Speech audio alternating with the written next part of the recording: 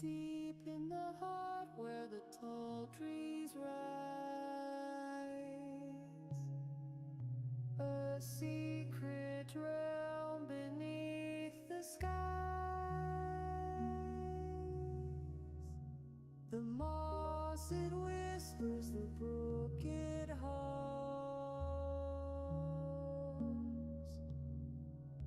a woodland song where magic drums.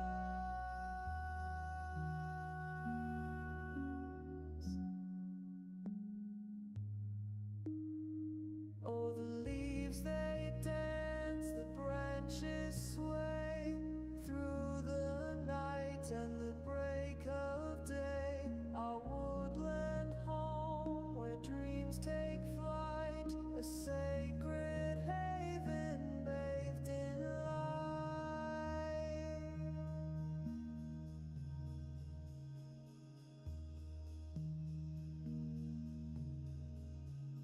The mushrooms glow in a silver ring, the forest breathes as the songbirds sing.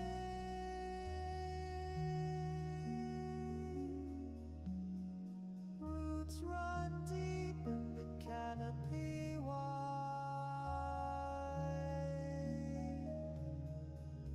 a timeless world where we reside.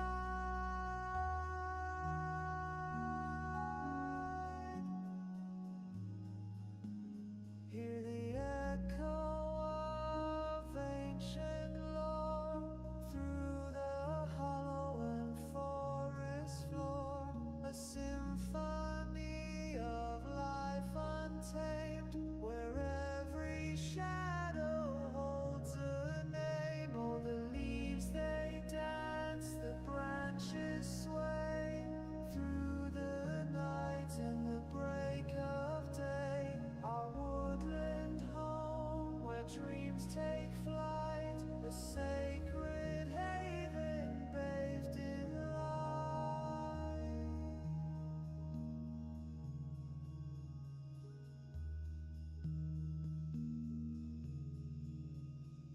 From the dawn to the starlit dawn,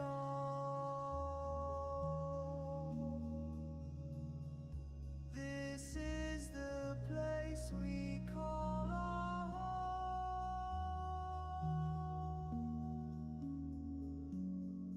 Elven voices in harmony soar,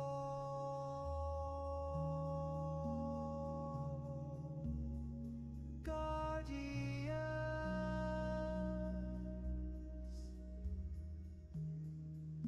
of the woodland core.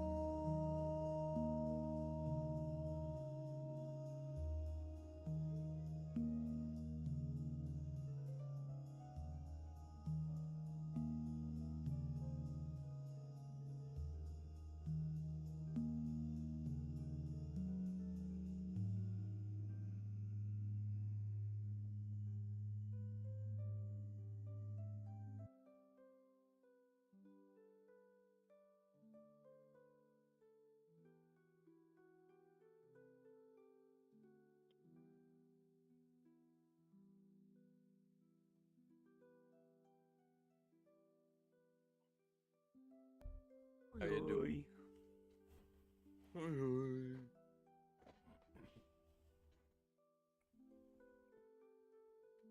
How you guys doing?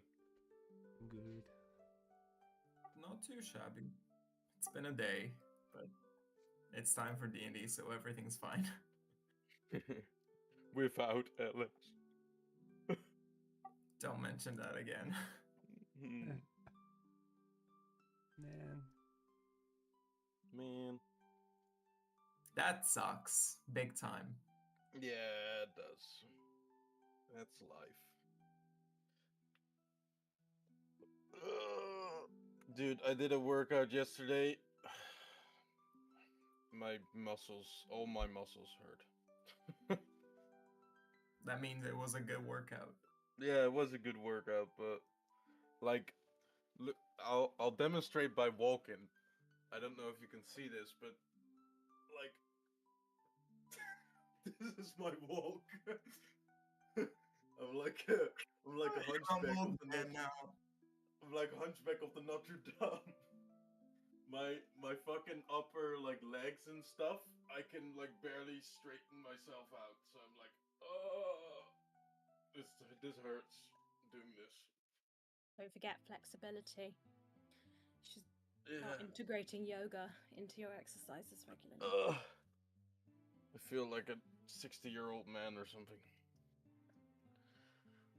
Or like plain, maybe.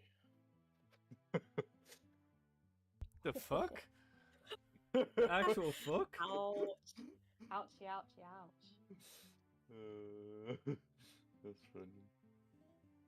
I will put your face on this stream in a minute. For all the world to see. What a throw. Oh, I'm not as old as you, so that's fine. Fucking old bitch.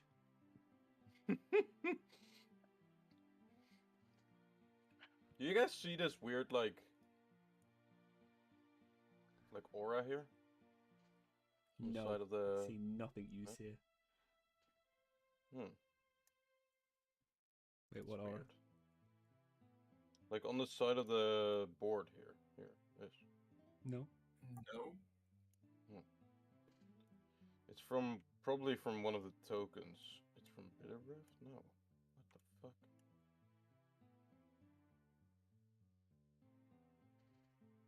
It's probably Zamza. No, it's also not Samsa.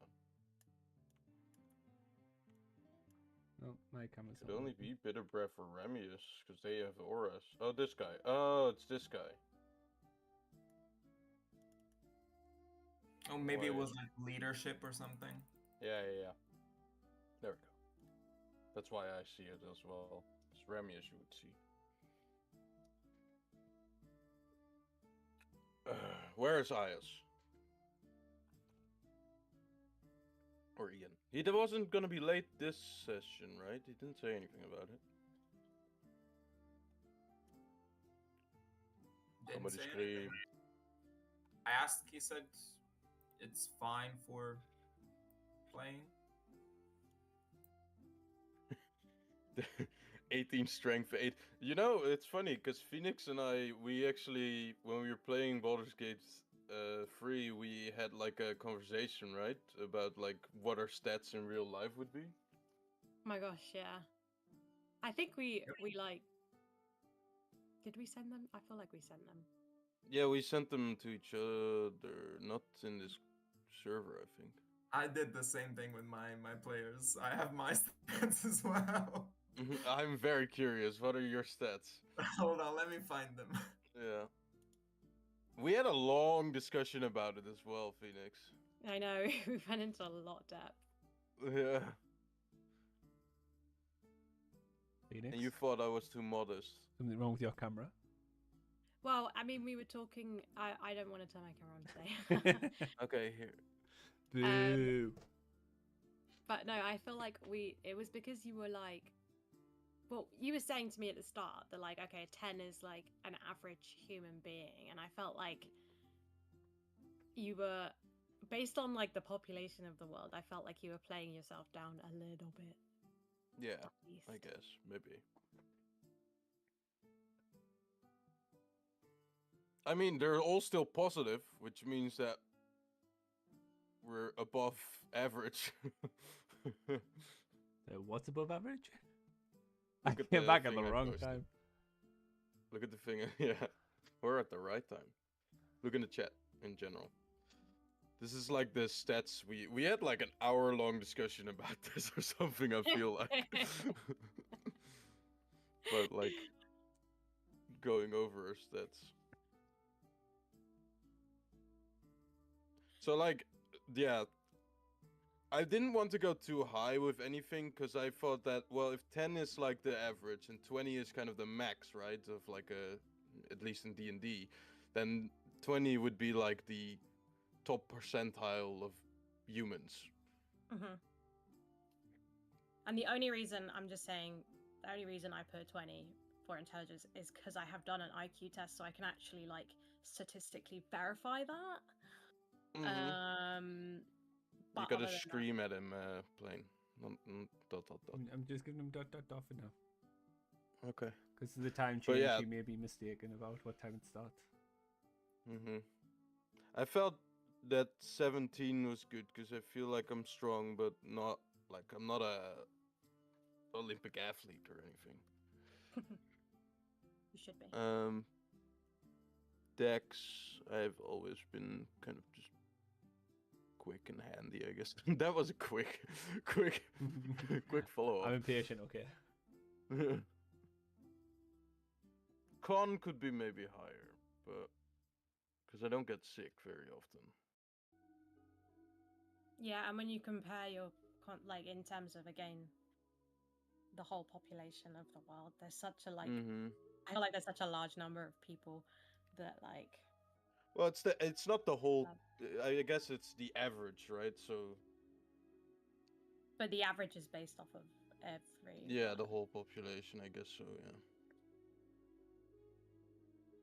It's just if you were doing like a distribution, Mm-hmm. and is your. And with 14 wisdom, I feel like I haven't been through enough to like do any higher. Ah, that's funny. You guys have kind of similar stats. Yeah.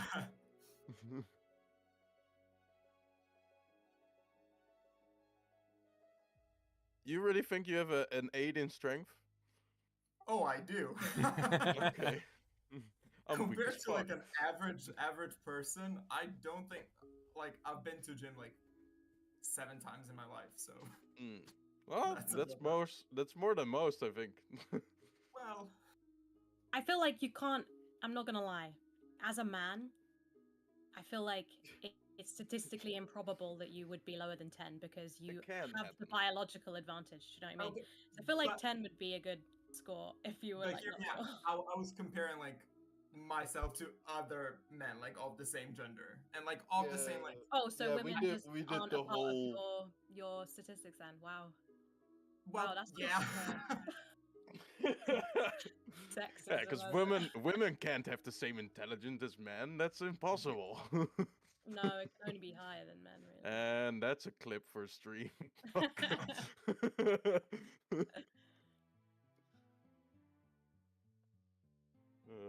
Yeah, take that out of context. Luckily, my voice was quite sarcastic.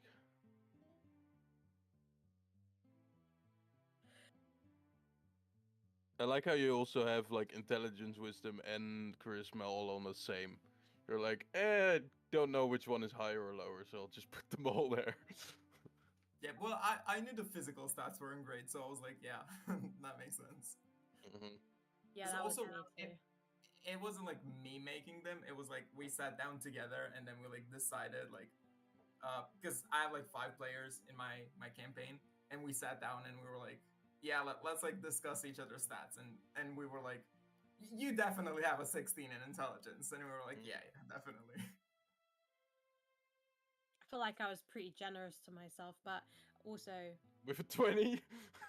well, I mean, because we were basing it on statistics, guys, and if my IQ's in the top 1%, then I'm just saying. Yeah, that's fair. accurate. That's fair. That But- is fair. Ultimately, it wouldn't like.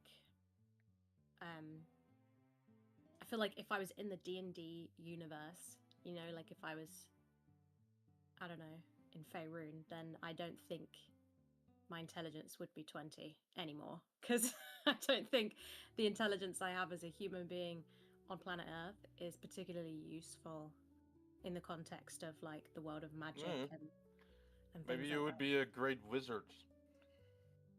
Potentially, yeah, but I guess that's the thing, isn't it? Because I don't actually know anything about. Well, I mean, No, I of know. course. what I Well, know. if you get teleported in, no, of course you're not gonna have the intelligence. Well, might have the intelligence still, but it's not applied to that world, so no idea what to do. But if you grow up in that world, then Oh yeah. Well, yeah, obviously. Mhm. Like to think so, anyway. humans in general are kind of fucked in terms of intelligence, because you might be the smartest human ever, but you just don't live long enough to like compare to other races and stuff. Like an elf that lives 750 years, even if he has an Yeah. intelligence of 13 or 12 or whatever, or 10, he can learn more in his lifetime than a human ever could, because he lives 7 times as long. Yeah. Crazy. So, except if a human figures out how to live longer, which is possible, then it doesn't really matter how smart he is. Yeah, but consider, I always look at it in like this like space. If you think about like elves living long, like Tolkien-esque long, like imagine a 3,000 years. newborn, yeah, a newborn elf like in like Rivendell having to learn everything that happened in Eregion and everything that happened in Doriath Yeah, holy and everything that fuck. happened in Valinor. So that's why Uh-huh. like their intelligence, it's kind of on the same level as like men intelligence, because like a man from Bree has to learn only about like Arnor, and that's about it. Hmm. That's their Oh, history. this is a fun question. So I feel the weight of Alex not being here, because he's not saying. That's a good one. Anyways, let's just start, I guess. We'll hopefully have Ian join in here soon. Oh man, it just hit me. I'm not going to have my partner in crime do dumb shit with anymore. Now I don't Yeah. have anybody egging me on. Damn it! Thank the Lord. We might finally actually, not Do stump something. into that silly. Oh, you Situation. sorry, Good one. you misunderstand. You think Alex not being here is going to stop me from doing dumb shit? No, but I at Okay. least think that you're not going to be egged on. No, true. I'll just feel worse about it when I do dumb shit.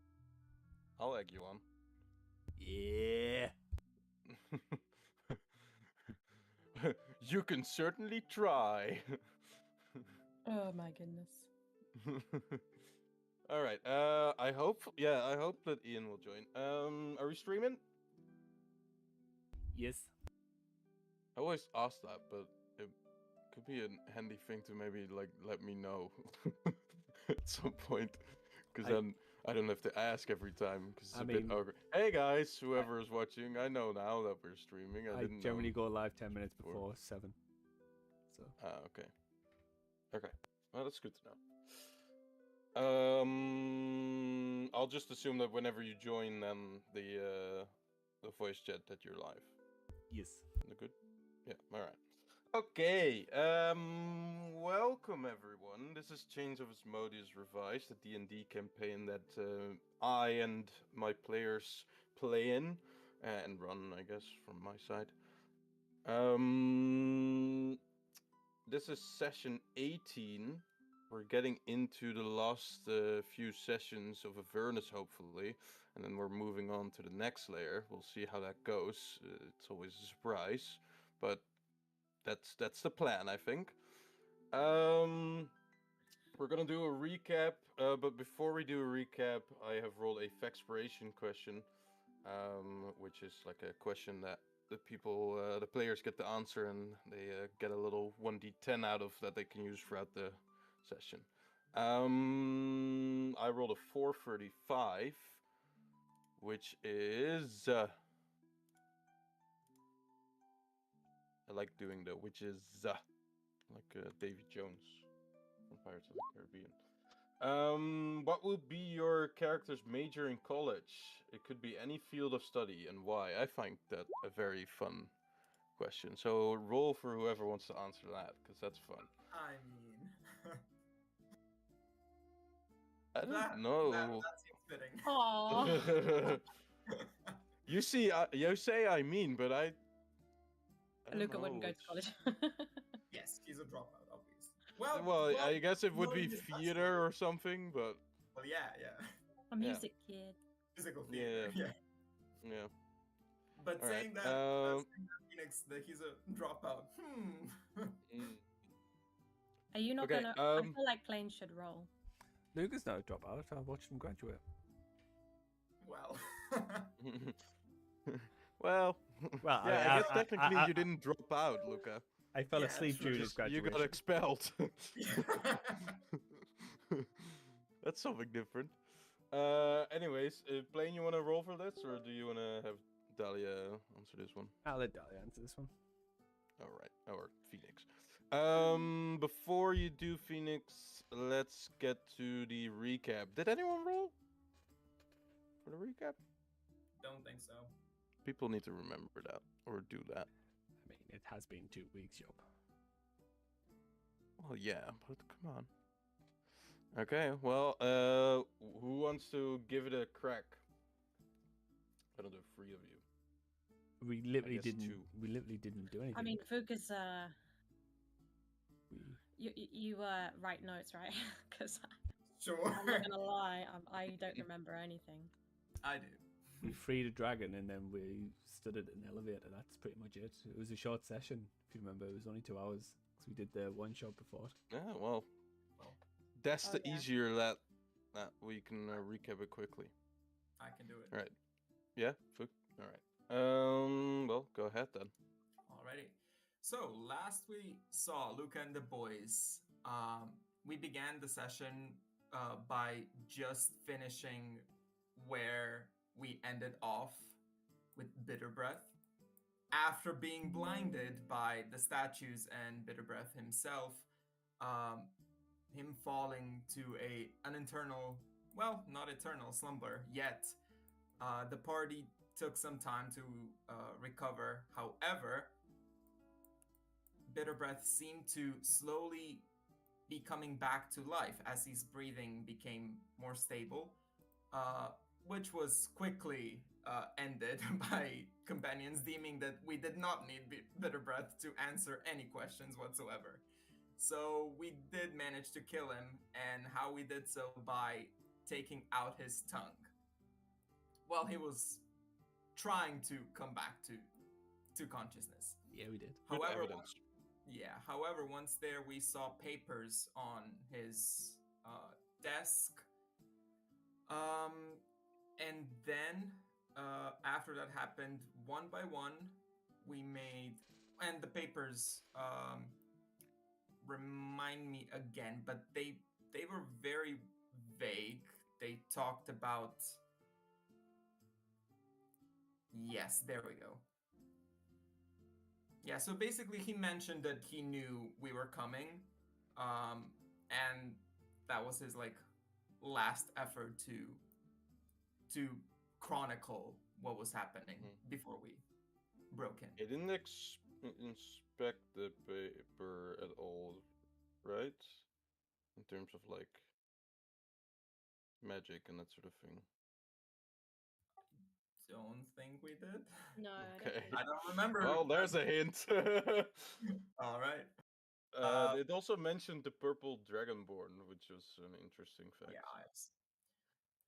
all right. Which And of course later made sense. yeah.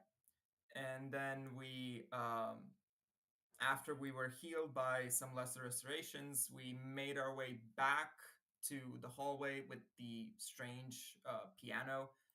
Then together we decided to go inside. Luca played some tune, opened the doors of the final chamber, and there we saw a creature trapped in what seemed to be some form of energetic contraption. There was there she is, a purple dragon. However, she did not seem to be the same kind as Ios was, which is an amethyst dragon. Seeing her, Both she was purple of color, but not purple of color, but not the same kind. She not was the same. colored and clearly in a lot of pain. So Dahlia went back and got rid of the machine causing her to stay in place. Containment field. Yes. Then Ios broke her collar and spoke to her telepathically, calming her down and telling her what we were here to do. And once she was free and she realized we were not in danger, um, we kind of realized who she was based on the story from her mother, um, and asked of what happened, because the last thing she remembers was she was very young when she was captured, and she does not know how much time has passed. So we told her of her mother and her father, which made her both sad and glad to some extent. She did not know fully how to feel. Um, but we freed her and yeah, told her She that didn't attack.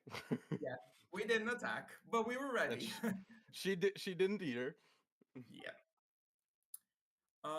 And after that, we slowly made our way back to the entrance of the solvent. They're exiting out of the doors. But before we did, obviously, Crusher had to rip out the whole machine, the whole musical instrument, this wicked contraption that opened the doors, and carried it with him back to one of our war machines where he attached it, where Luca's seat is, or is supposed to be. But Yeah, then, he's kind of just placed it. But yes, yeah. so far. Yeah, so far. But then we had a discussion trying to figure out how we are going to take all the machines, or at least some machines, up and exit out of this solvent, because it appears that the elevator was clearly strange technology and not in a state, in an operable state it once was, as the dragon, the mother, clearly destroyed it. But then I think we took a rest, or were beginning to take a rest. We sent a message to Mad Maggie informing her of our whereabouts and what we were planning to do. Also the direction of Fort Knucklebone. Yep. And I believe by taking a rest, that's where we ended off. Yeah. The lift was damaged in the fight with the Shadow Dragon. But you guys repaired it with some mending and some investigating. And one last thing that I think you didn't mention was that you guys discovered that Samsarif, the purple dragon, which is in itself just a very strange thing because it shouldn't exist, but she is also blinded by her own plasma, I guess. The long exposure to it permanently blinded her. All right. I think that's most of it. Anyone else has to add anything to that? Nope. Nope. I think Nee, Phoenix is dank taking je. a call. Graag gedaan. All right. Thank you, Vuk, for your improv recap. I do not have my notes now, so I've written something, but I'll send it in Discord chat. Sure. No, but thank you so much. You can take that 1d10 of expiration, and then we'll go to the expiration 1d10 inspiration for the recap, and then we'll go to the expiration question. I hope Phoenix is back. Phoenix? Doesn't Yep. feel like it. Sorry, Oh, I'm here. yeah, okay. There you go. All right, expiration question. What would be your character's Okay. major in college? Right, sorry, let me go back. Let me think for a second. So I think it would probably be. Is there like a major for like the study of death? Yeah, I mean, I feel like she would be. It would be like human pathology, like death and disease. Hmm. Do you know Or what I mean? Like botany. invest. Yeah, like, or just like a medical degree with the intent of becoming like an autopsy like Mhm. technician. Yeah. Yeah.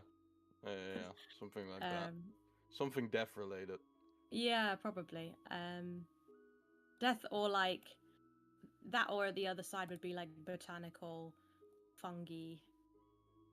I don't know, like bacteria and little tiny mushroom Yeah. studies. There is probably a name for it, but I have no idea what it's called. I guess it would just come under like biology, like natural. What do you call it? Yeah, maybe just biology is a good one. I mean, that There, makes sense for a druid. there is a word like I'm trying to think of. There he is.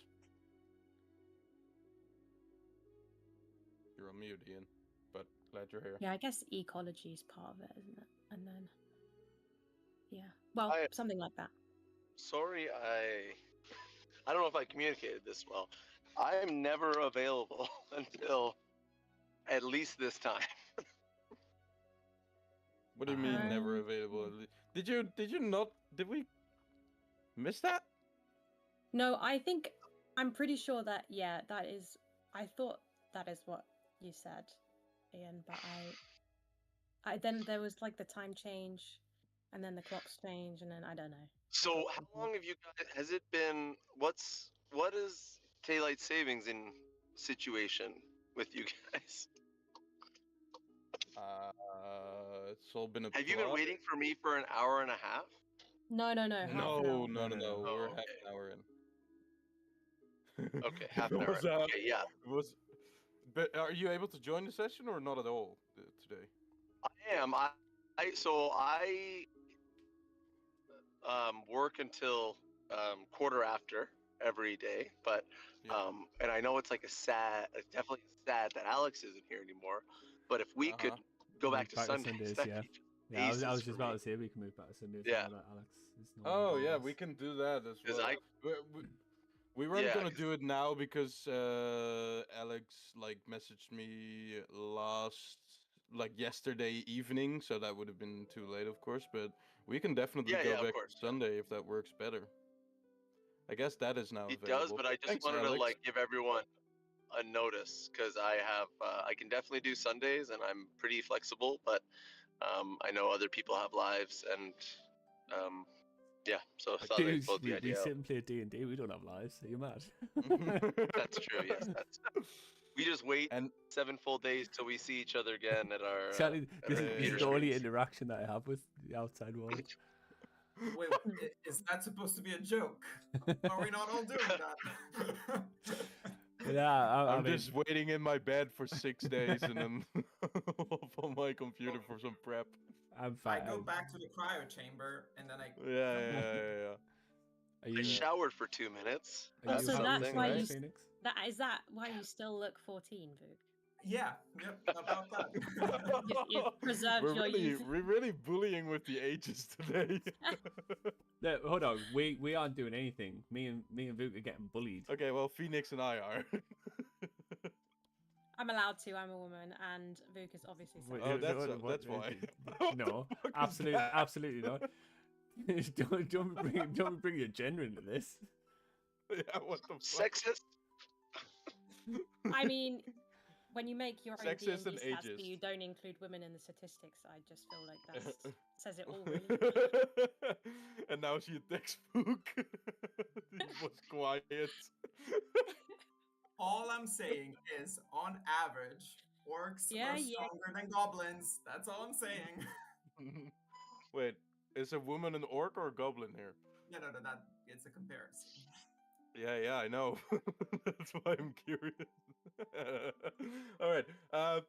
For everyone watching, not that we have a lot of sexism or ageism here in the stream, but we do have some adult like subjects and that sort of thing, and also some in the going through the hells. We have some gory stuff that happens sometimes. So if you're not up for that and you're just below 18 or that sort of thing, probably click off the stream. I forgot to say that, but yeah, there you go. If you are, then keep enjoying this conversation. And with that, we're gonna give Phoenix her inspiration for this session. Ian, how far are you along coming back to I'm behind pretty your computer? far, like 20 minutes, but I Okay. can stop. I can look if someone wanted to. Nope, we have faces, so we can't stream now. You realize just describe it to you me realize that I'm currently live, right? On 3 different platforms. Okay. All right. Well, that. You can find me on Twitch, Kick, or YouTube. But our faces aren't on the live. Yeah, they're not. No. No, they're not. That's a good point. So, someone just want to drop me a link, and at the next stop sign, I'll click it. Okay. Sure. I already follow you, but I don't. So, I mean, Oh, we're all now, good. of course. Oh, fuck. Well, that's We're all all for tonight, offending guys. each other. Thanks. Catch you in a bit. Been playing together for 5 years. Follow anyone. Don't follow anyone. I didn't. I'm a ghost Yeah. online. Yeah, Ian, are you you're able to just hang on into the call, and then we'll see you switch off and switch Yes, on in yeah, 20 exactly. minutes. Yep. Yeah, there you go. All right, we'll do that then. If you Yeah, give- let's get it going because we've been half an hour. You can give control of alrighty. Crusher to Book, as the dice has decided. Yep. Oh, have we rolled for that? Okay. Yep. Sure thing.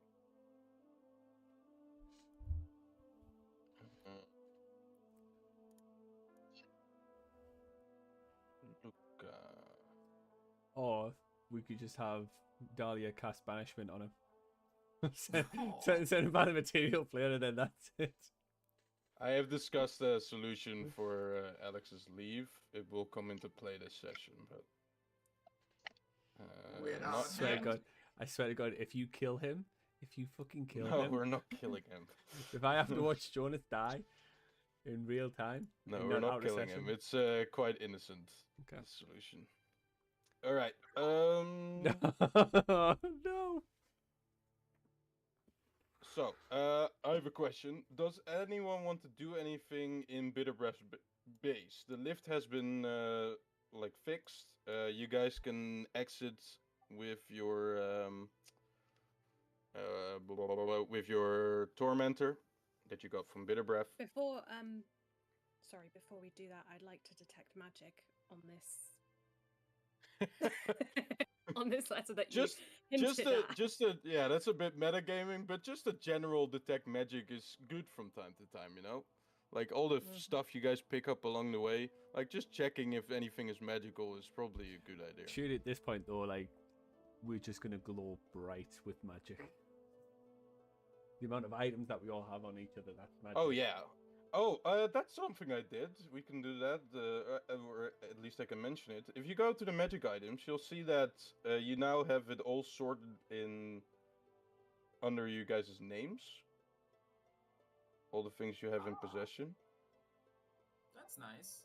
I saw that in my other campaign that I run, or at least it got recommended there. So I did it there, and I was like, "Fuck it, well, I'll do it here as well." And I've noticed that, and keep in mind that some items you guys can't see from each other, because there are some items that are still backstory related, or were gathered in the in-between sessions of Red Hand of Doom and Change of Asmodeus.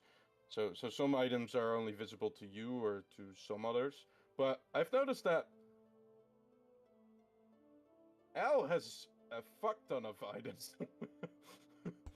Why are you gonna help me like this, man? But look! I mean, look at you.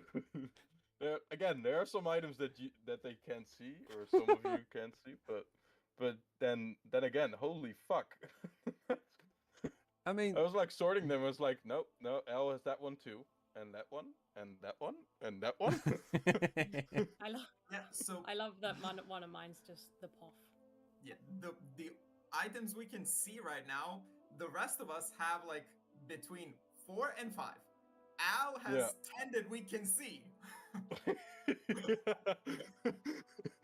Yeah, it's So it's some of them- really I can reflecting only that see like 8 on. yeah, I know. There are some items that have been gathered in between sessions and stuff. Why They will be everybody revealed like me? throughout the. Yeah, nobody search me, please. Nobody they- likes for items. I'm sure everything will be revealed in time. All right, Dahlia, you cast detect magic.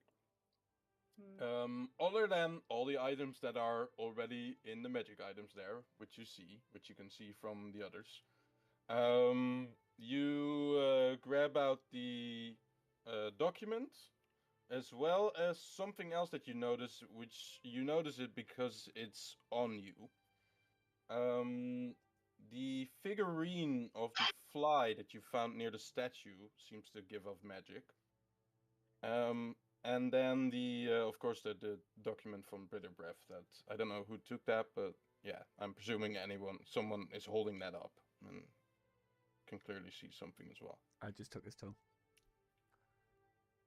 His tongue is not magical. Oh man. One of these days. But those two are magical. And I will say that the figurine of the black fly is transmutation magic in terms of the school. And then for the notes, I guess it would be. What would that be? It would Is be. it hiding something? No, it's not illusion. It's more like what's it called? What was the school that Perrin was Abjuration, specialized divination, in? conjuration, divination. Divination. There you go. So divination for the note, and then transmutation for the figurine.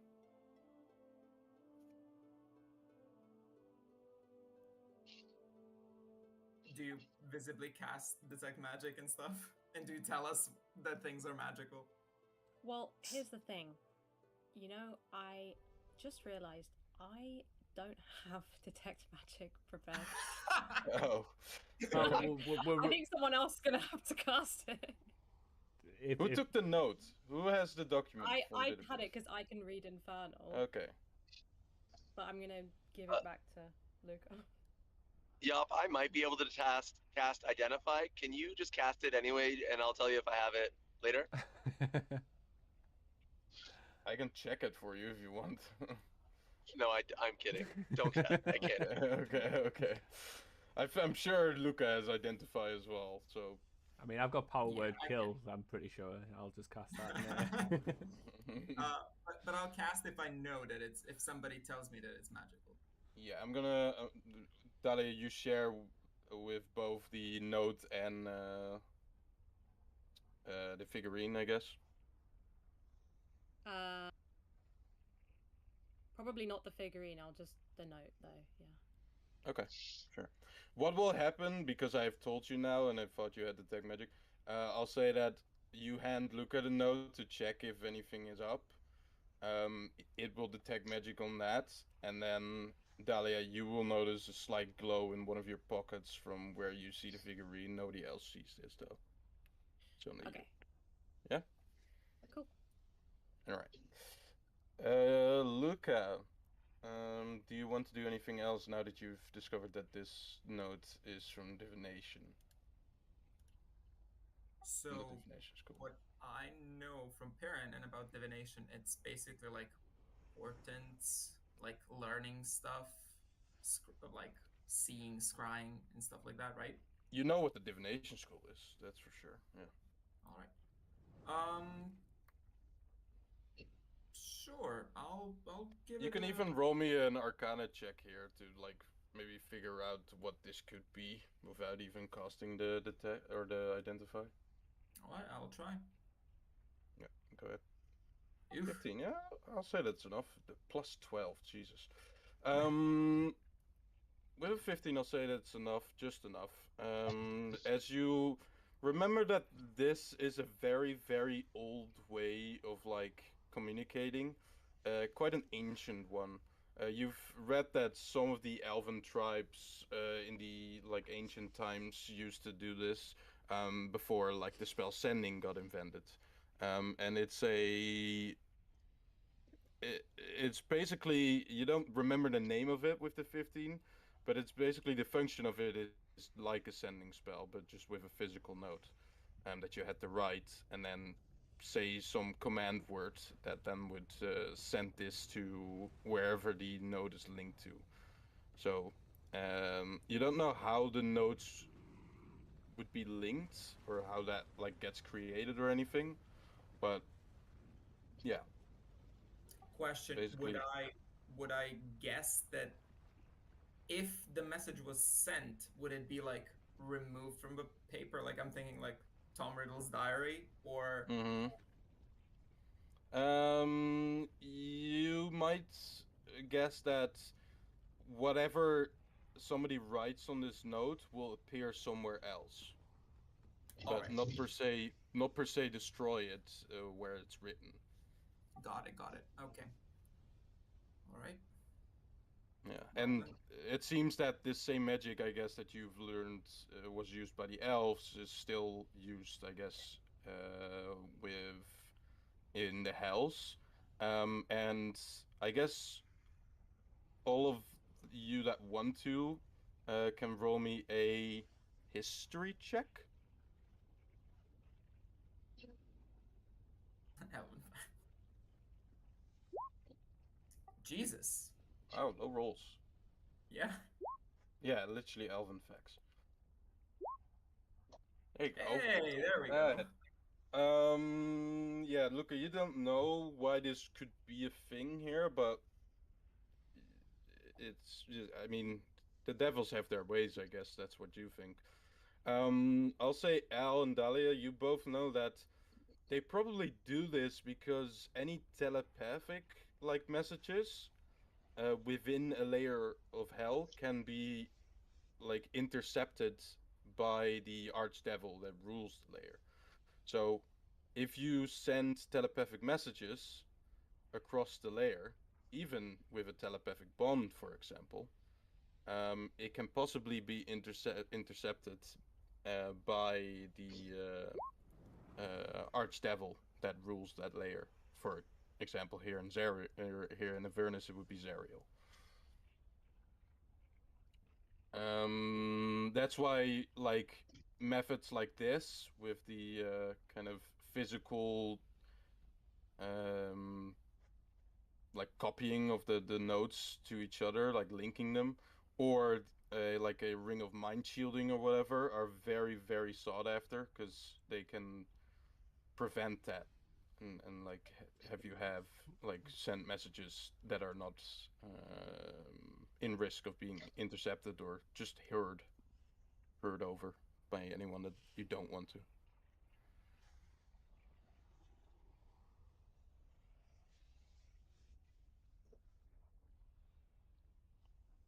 So there you go. I'll just take out the little stone that has like carved on it a small mouse, and I'll just say it's kind of similar to this, the sending stone I have, but I guess instead of speaking, it's just written. Don't know who has the other one though. Why But don't if Yeah, the we? the note messages, itself mentions like someone that Bitter Breath was loyal to, but you Why don't. don't It we doesn't. write on it and find out? See if we get a reply. New paper, who dis? my name is Harry Potter. Yeah. Would we maybe try to deceive whoever's on the other end with trying to recreate his handwriting? Ooh, that's that's a great idea. Anybody prolific in calligraphy? Or forging documents. Uh, Disguise kit. I'm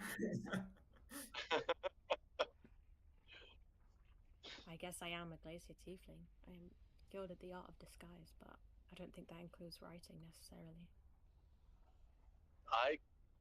Could I argue sleight of hand? Well, first of all, you need someone that can write in Infernal, because this is, of course, written in Infernal. Does anybody else speak Infernal other than me? I could, but still. What My kind of sleight check are hand we is gonna be not making great. here?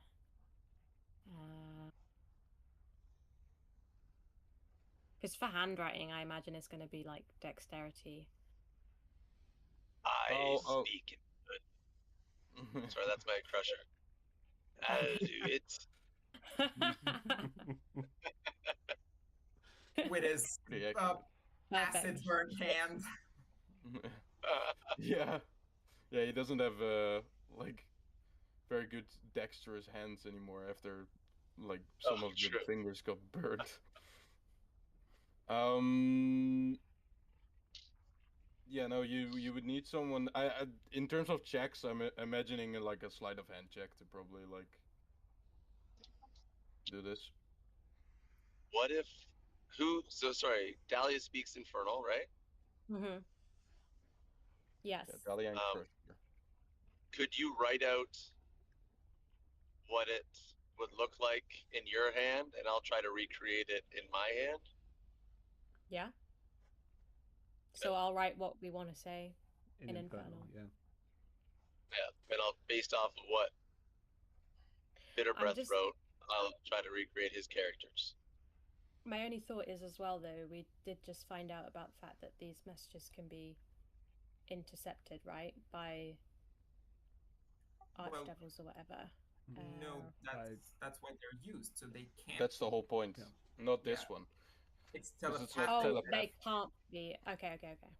Yeah, telepathic messages can be intercepted. This one is physical on paper, and that's why it's like safe. Right. Okay.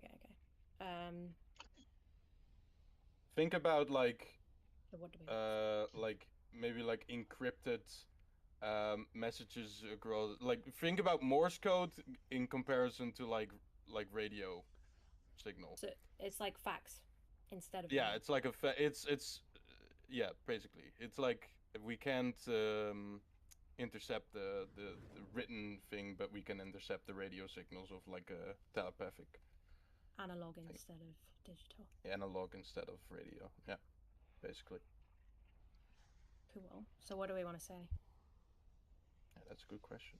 Well, is the thought maybe to lure whoever's on the other side of this, like, to a place where we could see who they are? Because, like, if they're the boss of this realm, maybe we don't want to, like, say, meet me at this tavern, and we will talk. Because I don't know. That's fishy. But we could say something along the lines of, I was defeated and managed to escape. I'm at where's the tower with all the skeletons? Arkan's Tower. Arkan's Tower? Yeah. It's up north from where you guys are. I have fled to Arkan's Tower, or somewhere closer, and need assistance. Something, I don't know how devils are, if devils are willing to come help their failed underlings, but... Or we could say something along the lines of adventurous dead awaiting next orders. Wow. He's clearly working on behalf of somebody. That would be far more probably beneficial to knowing the drive behind whatever asshole is next. Mm-hmm. Yeah. I mean, the only problem with the first one is if we do find out who is sending Bitter Breath, who was already a big deal, if his boss comes, I don't know if we're gonna be able to like deal with that. We have Al's Tongue of Destiny on a stick. You also have a purple dragon now. And who knows, Bitter Breath boss might be my new employer. Sure, does Al say that out loud? No, that's above table. With a natural 20, Dahlia, I'll say that you've actually used these things in the past to practice for your like arrival in the house, whenever that was. You got some in sigil as like a borrow thing, and then practiced on it to see how it was used. You know that two of these nodes are linked to each other. Um, one of them can only write again once the other has responded. So whatever message will be sent back from whoever has the other like twin part of this node, will write over what is being said on the node now, and then that will appear, and then you can write over it again. So we have to wait until. You get what I mean? Yeah, we have to wait So until he's pr- had a reply before we can send another message. It's one-way traffic. So right now we actually can't send No. anything. No, Mhm. not until there's a reply. He hasn't responded either. Okay. It hasn't changed. So whoever's boss Bitter Breath is, he's he's a bit late on the response there. Bad text. Pretty busy. Got it. Also, are we assuming that I have finally finished mending this lift? Oh, thing? yeah. Yeah. Yeah. That was already established. we last- took a rest. Okay. A long rest. Oh yeah. But yeah, so you'll have to wait for whoever is on the other end to respond before you can respond back. It's a one-way street, pretty much. Okie dokie. One-way line, I guess. Alrighty. I guess we'll just keep an eye on that periodically. Mm-hmm. Did we? You didn't want to do anything with the figurine, you said earlier, right?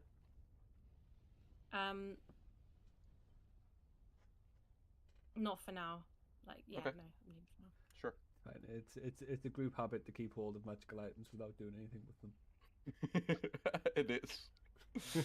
At least it's an L habit. I held on to a magical item for an entire campaign without knowing what it did until the final few sessions. Do you remember what it did? Yeah, it just pointed in the nearest body of water. It was pointless.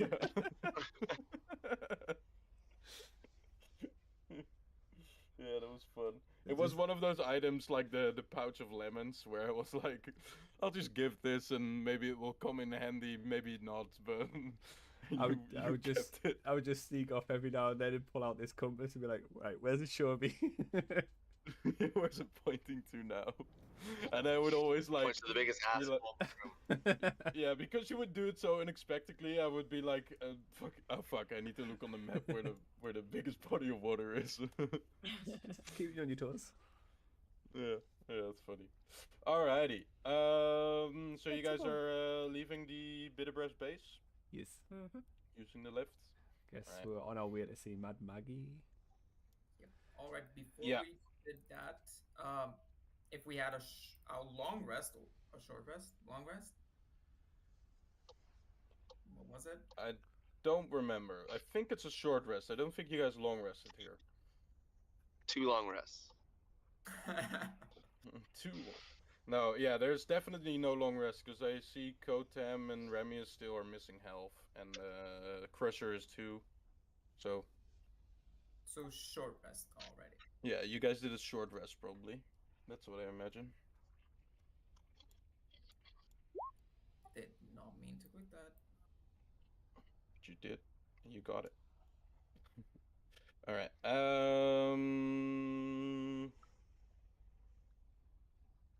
Yeah, you guys about to leave? Yes. Alrighty. You hop onto the Tormentor. You've kind of looked at what the other machines that are here, the war machines, 3 bikes and like another one of those big what's it, scavengers? It's called, yeah.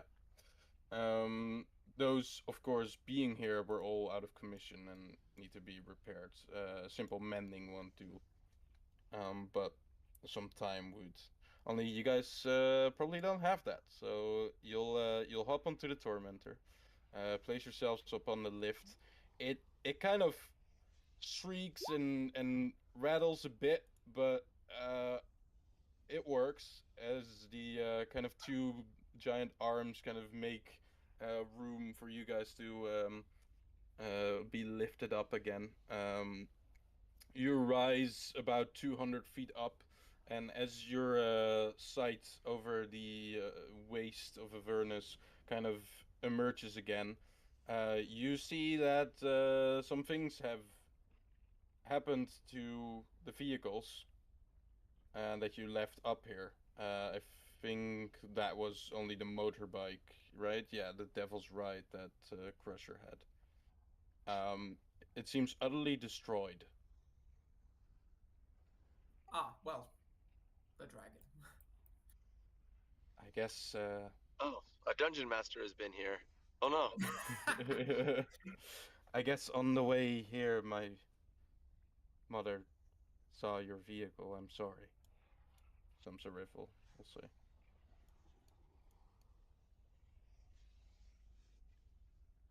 Crusher will just brood in the corner.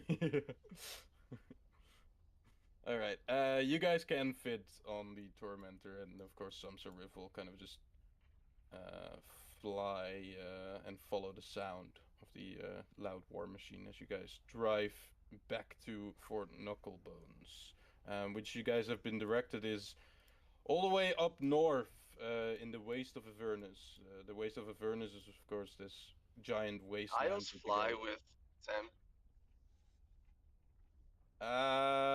Do you want to ask her? Yes, yes. All right. She'll Oh, respond like, to your question. can't- What? Sorry. Like, do you want me to roll, or is she gonna be No, no, weird no. about it?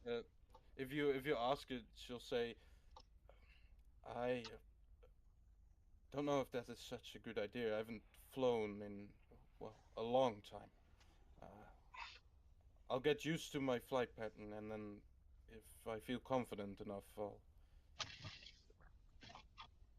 I'll be able to take someone up on my back from time to time."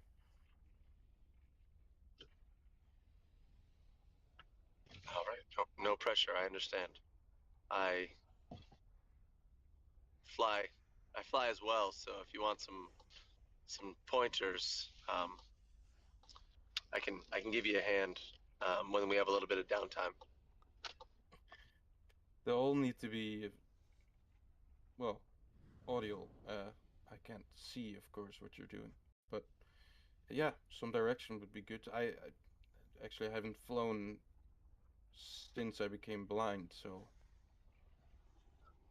this is gonna be a first for me. I'll follow the war machine sounds, cause well, from the sounds of it, that should be doable.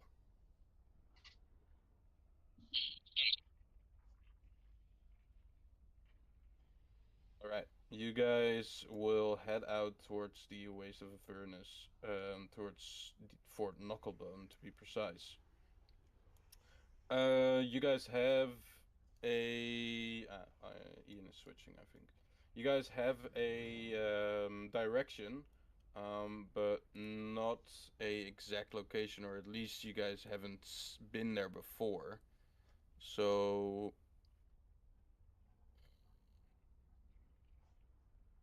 who is steering the Tormentor?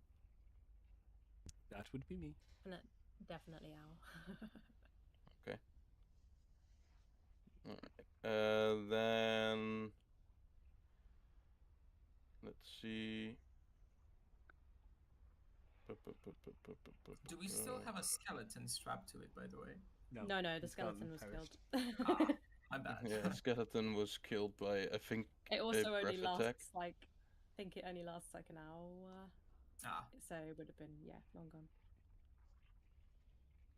Sad times. we'll find another. Yeah, there you go. Where the fuck? I'm searching for my little grid thing.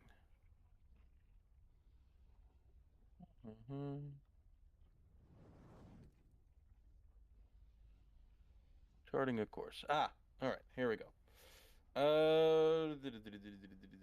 Yeah. I want you to roll 2d4, Al. 2d4. Gotcha. 7. Not bad. Alright. Let's see. 5, 6, 7. Alright,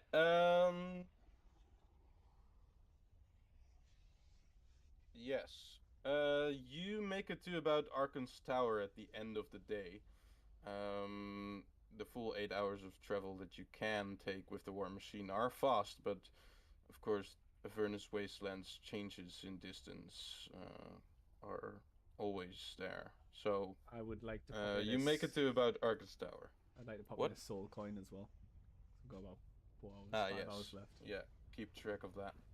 How long did the soul coin give us?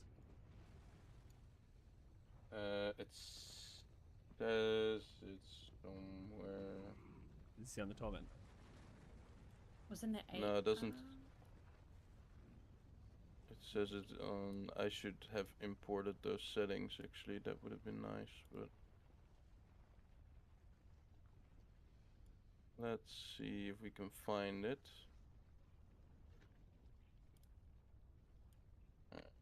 Or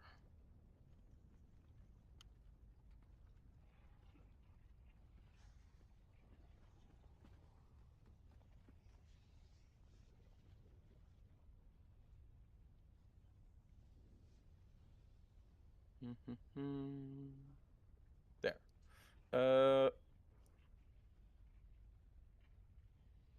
Let's see. Armor class ability, blah blah blah blah. Rules. Soul fuel. The engine at the heart of an Inferno war machine has the furnace fueled by soul coins. Among the vehicle's helm controls is a narrow slot into which soul coins can be fed. Soul coins placed in this slot, blah, blah, blah, blah.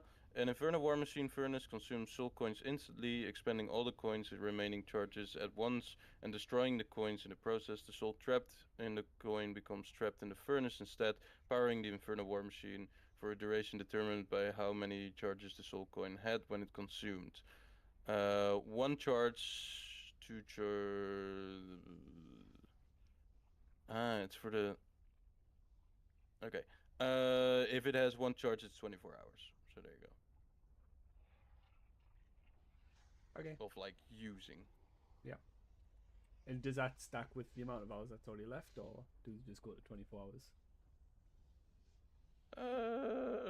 No, you have to. I think you have to like put it in once it like goes out, because there can't okay. be two Soul souls in at the same time in an engine. So Okay. Well, that's fine. Just as Ian arrives, soul coins are being used up to travel. yeah, welcome Ian. That's terrific. I guess I also will fight Al, or no. All right. I also Do you guys want to stay like in Arkan's Tower or outside? Some Serif will mention and say, "Is this where my father is laid?" Yeah. Yes. You mentioned the tower. yes, this is where we found the soul coin and his remains. Yeah, I wouldn't necessarily say laid to rest. I don't know how usually dragonkind want to be put to their final rest, but I assume it wasn't like that. I honestly don't know either. I have been quite isolated, but I know that being laid to rest in Avernus, well, being laid to rest at all is already above standard. In my experience, they are suspended in gems and swords. So I What? I have a sword that it has a dragon in it. That is 5 dragon the souls. utmost interesting, but Is it like a soul coin? No, sort of like a Vessel? demi-plane phylactery sort of deal. That might not be the same. Basically, right he just word, goes but around killing dragons to consume their souls. Nothing, no, nothing for you to worry about, I'm sure. no. I've protected some innocents from dragons while um, the souls of evil have been used to power my sword. And And the That's all dragon two within. people that he's killed. So And he we've kills all people made. for their tongues, But I Yeah. don't kill good or people bad. for their tongues. Hold on a second. You kill anything I've for its tongue. Sorry. I'm sorry, but good or bad? All these tongues came from enemies, thank you very much. There's not a single good person that I've killed for a tongue. I Let's mean, just say I'm very glad I can't see at this moment. Yes, that was the art of redirection. But I'm Yeah, yes. how's this If you back would on like to me? talk more about souls of dragons, I assure you, the dragons were not sought out for anything other than defending the people they were attacking. Didn't you have to specifically find 5 different colours though, I asked? So surely there must have been Yes, some seeking out. an Was equal purple opportunity. ever one of those colours you need to find? And I will just walk away. I would never do that because she's not an evil soul. She's I'll go inside. Maybe. Um, all the discussion aside about evil or good or souls within or not, would it be okay for me to visit my father's remains? I want to say goodbye. Can you fit I through the didn't door? really get the chance to. of course. Uh, I don't know. Is it large enough? I don't. I'm not Dragon in it, right? well, your dad got in. that. Well, he's much larger than me, so that should Exactly. suffice, I think. He was, yes. Yeah, He he was was. huge. Um, if you don't mind, I'll take this moment for privacy. And you've got very good ears, so you should be able to hear if a weird elf that can turn invisible in darkness is lurking around. How did you know? God damn I it. don't know if it would be an elf, but I would be able to hear anyone approaching, I'm sure, yes. Oh, trust me, it's an elf. Quite Okay. too predictable. Alright, you guys go onto the Archon's Tower. When you visited before, you noticed that there were different levels to Archon's Tower, of course, which upon you could enter. The biggest one was the one you guys stayed in, but there are some like levels that are below or even above that. At least you assume you didn't go there, but those would be sufficing for like any long rest you would be able to take or want to take. Do you guys take one of the ones below there, or do you guys want to stay at like the base of the tower? What do you guys want? So we've only been to the first layer, right? Well, no, you scouted the tower a bit. Most of the tower has been laid in ruins.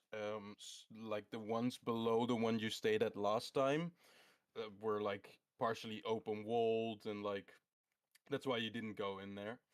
The one you guys stayed in was the only one that, or was the first one at least that was still intact. Other than like after that, like discovery of that one, you didn't go further up the tower.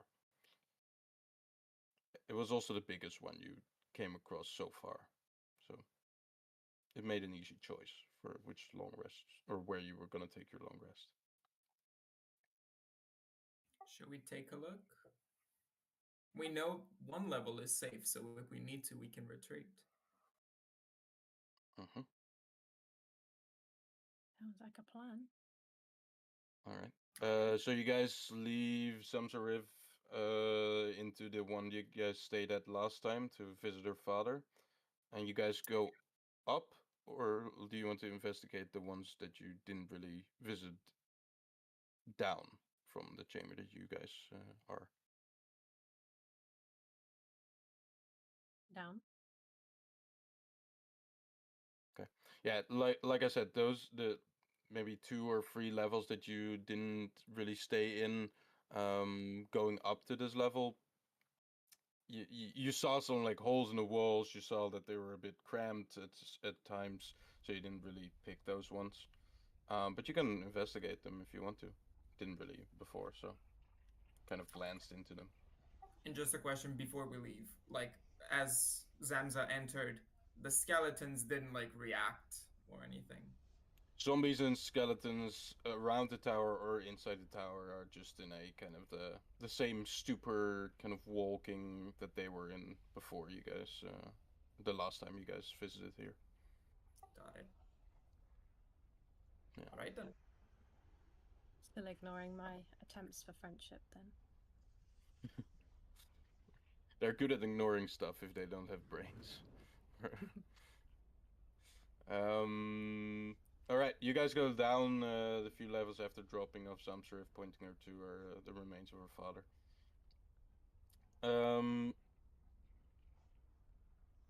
You go down the first level, like directly below this one. For anyone that wants to kind of investigate or see if anything is up here, make me a investigation or perception. Perception is more for a general, like, lookout. Investigation is maybe for, like, searching the ground in front of you, kind of that sort of vibe.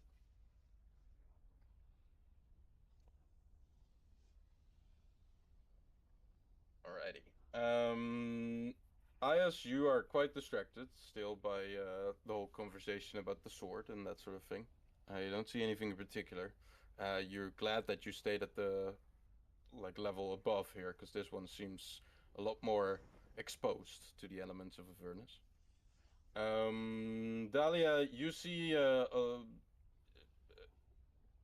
some zombies and skeletons that are walking about here.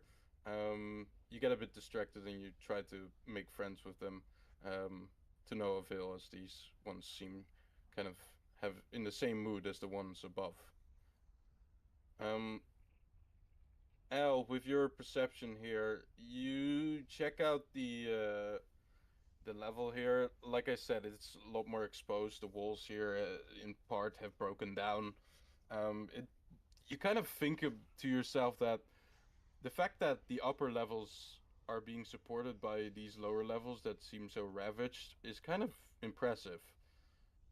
But you don't see anything very interesting in particular. Not compared to the other level that you guys long rested in before.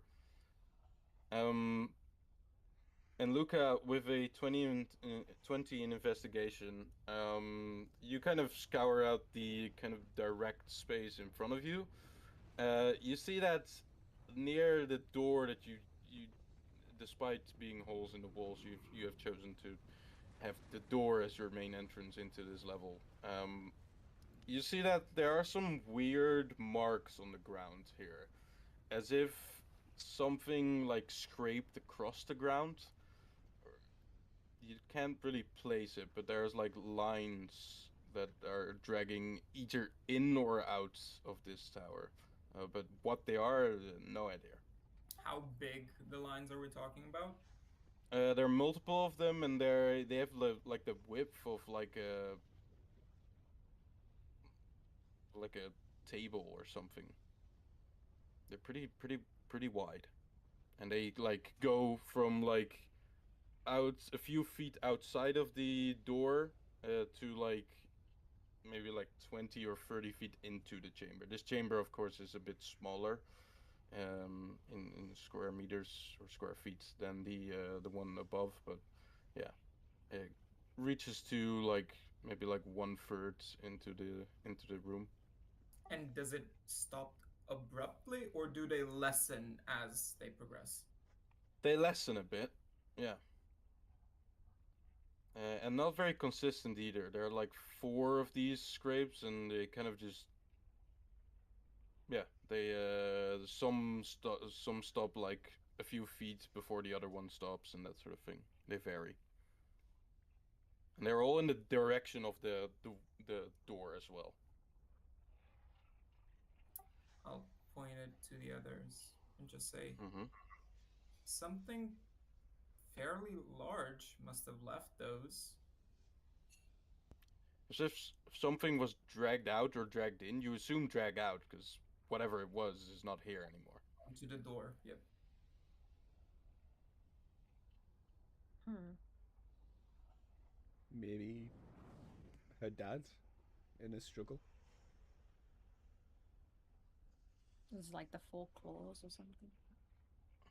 I'll say from all of you that have faced many dragons before, these don't seem like dragon tracks or like claws or tails, even that sort of thing. They seem more. They seem very straight, as if it was an object that was like dragged across here. Something very geometric. Can I take a look and see if there is like on the walls that are remaining any place where it is like obvious something was there, like like an outmark of a wardrobe or something, but like Okay. for that object. Yeah, like maybe like a spot that was like still like light or something Yeah, compared to the yeah. rest of the wall, or like dark instead. Yeah, sure. Give me another perception check. You should look around. 14. All right. I'll say that because the walls are partially intact here, it's kind of hard to discern. But you spot on the left of you, you spot like a hollowed out shape in terms of like the maybe the dust kind of like clog up on the wall. So it's a bit darker on that spot. You have no idea what it is. It's a strange. It's not like a wardrobe or like a table or that sort of thing. Although it kind of it's in the shape of more like an arch.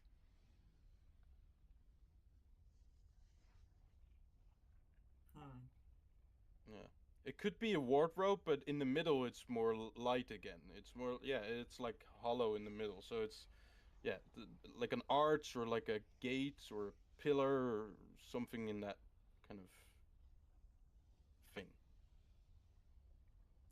And I'll say that yeah, because you're aware of the scrapes on the ground, you see that those scrapes seem to like also come from that wall.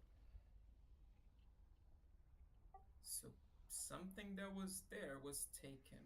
Now, Arkan's Tower, do we know if that's like a frequently visited location? Well, I guess Kotam could answer this and say it is said that Arkan was allying with whoever dealt with Elturel, and because he was, he got punished for it um, by Zariel herself. And Arkan's tower, the whole tower, also got destroyed. I guess that's what happened to the father of Sumserif, um, if I had to make a guess. So what? So before, to answer your question, I guess before the Wrath of Zariel, this was probably a visited place. I mean, look at all the zombies and skeletons, but after it, all that remains are those zombies and skeletons, So the bones. what I'm theorizing is that something was there, and by that arch, I'm thinking maybe, I don't know if that's movable or anything, maybe like a gate or a portal to somewhere. Those are usually arch shaped. And before the destruction, somebody desperately wanted to get that out or save that. And that's why the ground was scraped.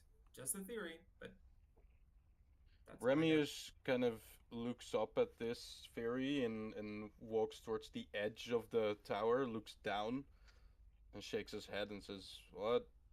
Whatever it wasn't dropped down the tower. No, no sign of it." No sign of any ruins or portal.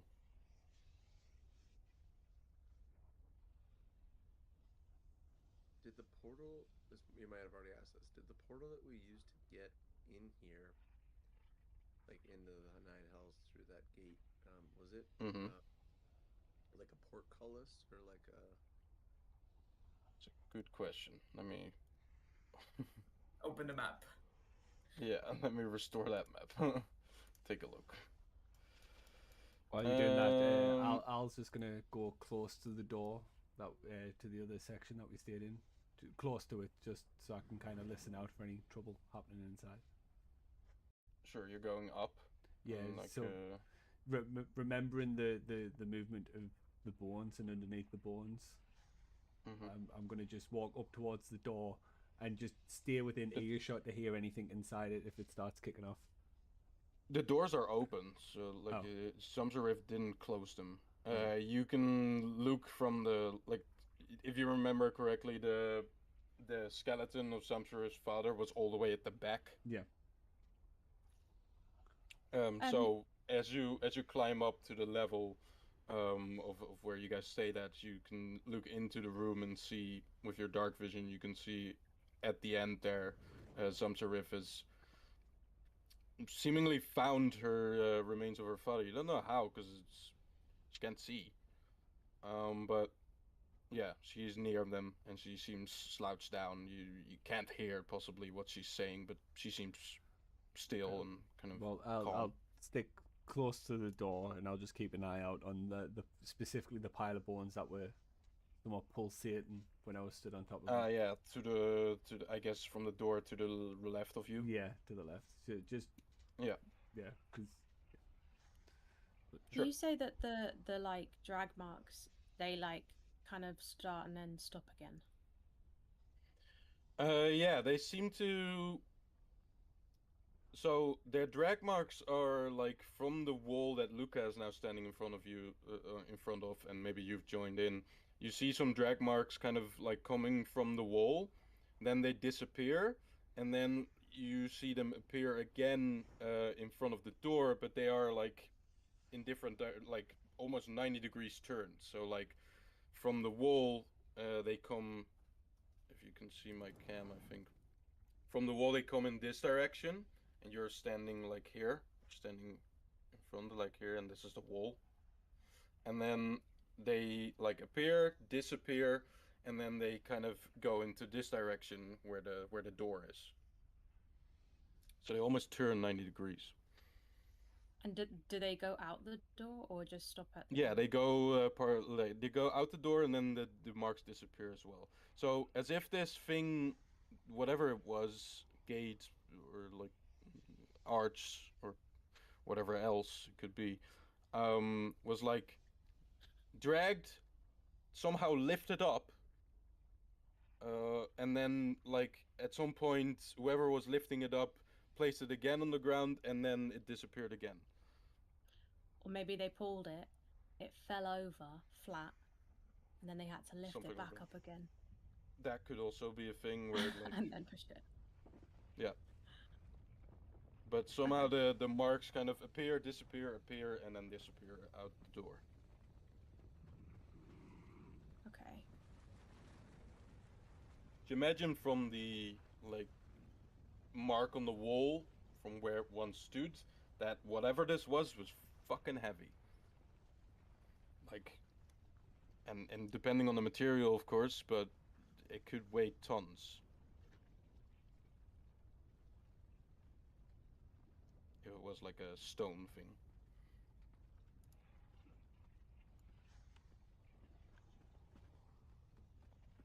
Wait. Anything else you guys want to do on this layer?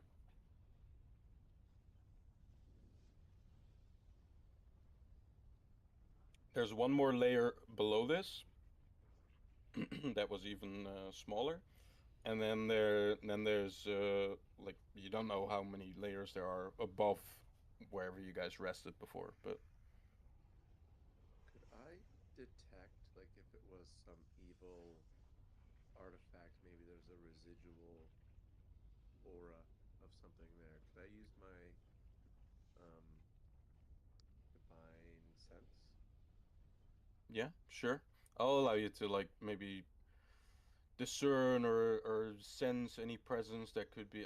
You're in the hells, so you're gonna sense a hellish infernal presence everywhere, always. But maybe something specific. Yeah, sure. Roll me a religion check. How about an acrobatics check? Religion. Go ahead, do your religion. You can Yes. do it. I'll give you advantage. There you go. Yeah, you're helping him out. Remius would help you out as well. So I'll There. say the 14 works. With a 14, I'll say that you can't discern any like presence that is here, of course, like a divine sense normally would do in terms of rules as written. But what you do sense is that whatever this was gave access to another presence, to like something else, non-infernal, non-celestial, and non-demonic, like nothing like that. Nothing Fey. I think divine sense does Fey as well, but yeah, none of those. So there's like lingering presence of something else. You can't really pinpoint what it is, but not one of those. Do you remember how challenging it was to actually get here? I wonder if it's quite.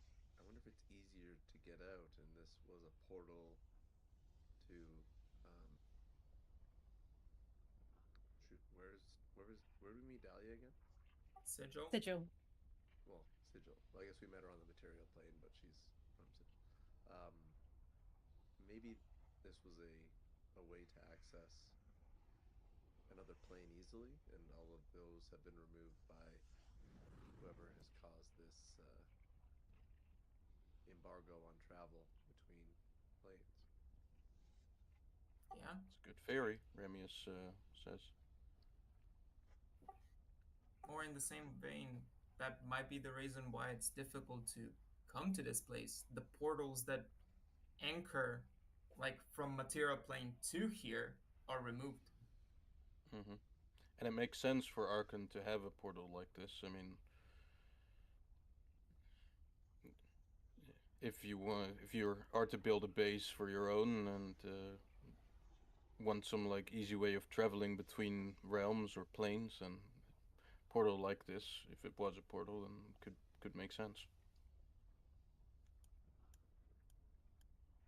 Um, I don't know who asked, but the gate you guys entered through was like a circular shape, made of like metal and gold, mostly, because you guys were in a vault. It had some like what you would think is dwarven kind of magic on it, as you would remember the Bank of Aberfor is uh, dedicated to Aberfor, a dwarven god of greed. So the vault itself that you guys, despite it being from a devil, um, was very much dwarven inspired and dwarven made, and the portal seemed as well.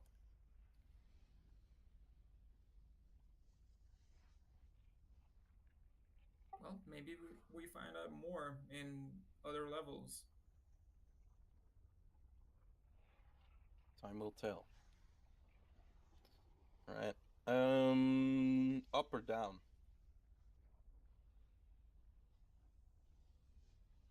We have one more down, right? One more down, and then you don't know how many up. Yeah, let's finish Yeah, the go down down. first. Okay. You go down, and whoever wants to roll again, investigation perception as you enter this room. It's like I said, a lot smaller than even the room that you had before this. Um, it also seems the most like skeletons and bones and zombies are present here. Like even though it's small, it's stacked the fuck up. Like this whole room is like one pile of bones where like some remains of zombies and skeletons kind of crawl about or stroll about. Most of the zombies and skeletons, Dahlia, as you notice here, as you pay attention to them, are like missing either legs, arms, heads, or both. It seems that whatever fight took place around and in Arkan's tower was most present here at the first level of the tower. I'll say with 6 Sayas, you're not gonna notice anything special here. But with a 22 and a 25, you'll see that there are some particular skeletons here that pique your interest, both of you. One is the skeleton of what seems to be another dragon.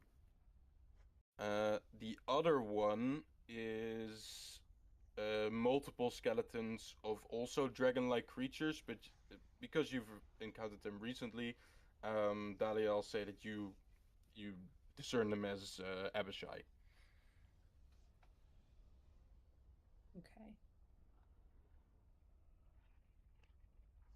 Maybe those were among the other like levels that you've encountered so far of this tower, but yeah, they were at least a lot less. This level seems to have the most of them. And again, this level is like you can't even see floor. There's just bones and bodies. You're like, imagine Lord of the Rings, that scene in the mountain where they like where they stand land upon in the the skulls. in the Yeah, Chamber of they Secrets. walk upon the I don't know about that one, but yeah. You know, when they go down the thing, they enter, they land in the room. Oh of yeah, bones. that yeah. Isn't that plants? No, that's the Devil's Snare in the first one, but it's Oh. the Oh yeah, true. yeah. Yeah, my bad. Yeah. No, I don't remember. Yeah. Well, so both of those, yeah. Imagine that. No floor, just bones and skulls and that sort of thing. So Dahlia's having a good time. Yeah. Luca, you wanna discern what kind of dragon this could be?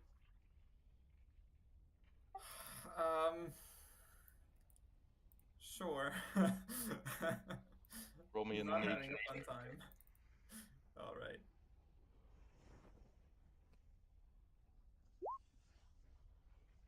Good roll. All right.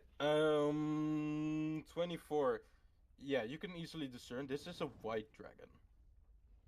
Testing. You don't see a soul coin with this one. Good. But how large does the carcass appear to be? It's a bit hard to discern because the carcass, the skeleton itself, has been kind of strewn about. But from the size of its skull and like part of its wing, you would say like mid-adult, probably. All right. Like, fully grown for sure, but the white dragons are the smallest of the chromatic dragons. So.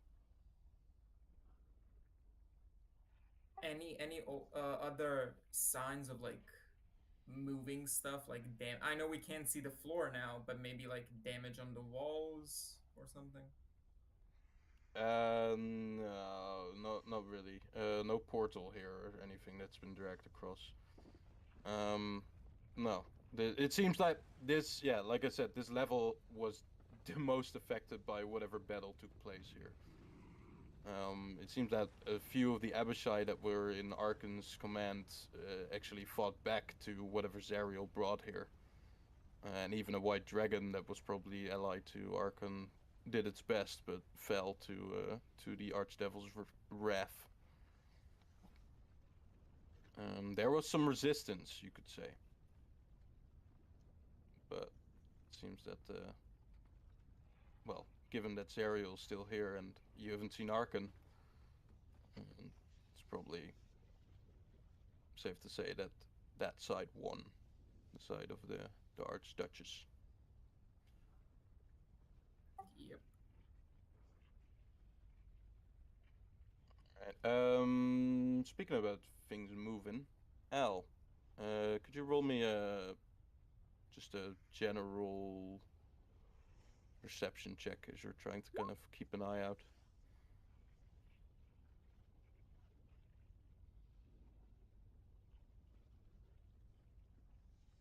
Yeah, that's not good. You're kind of nervous with the presence of this new ally. Kind of Well, safe to say. I ate dragons for breakfast. I ain't nervous. Well, you haven't faced one on your own. No, it's just more of the thing that she said. Privacy was what Yeah. she wanted, and you are now kind of you're not hearing what she's saying, as you see her mouth kind of move sometimes as if to speak, but still you're looking upon her, and you don't want to have her notice you. So you're keeping kind of an eye on both the dragon and whatever was in the corner. You don't see anything in particular as your attention is kind of split. Okay. Can I At some point, scooch around yeah, to go the ahead. wall a bit so she can't see me, but I can still see the pile of bones? Well, she's never gonna see you, but yeah, Well, sure. Insensitive. I'm sorry. But she can sense you. Yeah, she can definitely sense you. She has a tremor sense, as I said last session. Well, I am fleet of foot. I am very dexterous. It's also, this room is huge, so like you're definitely not in that tremor sense. Yeah. So you're fine. Yeah, you want to get closer to wherever you saw the moving pile of bones? I no, if she can't sense me where I am, then I'll just stay where I am, keeping an eye on the pile of bones. Okay, sure. I'll say that as you are kind of keeping an eye out and standing in that door opening, at some point your friends come up around the corner, having climbed the tower back up. And this being in the opening of the door, you definitely not in dim light because Avernus is lit up as hell, so they'll see you. Hi guys.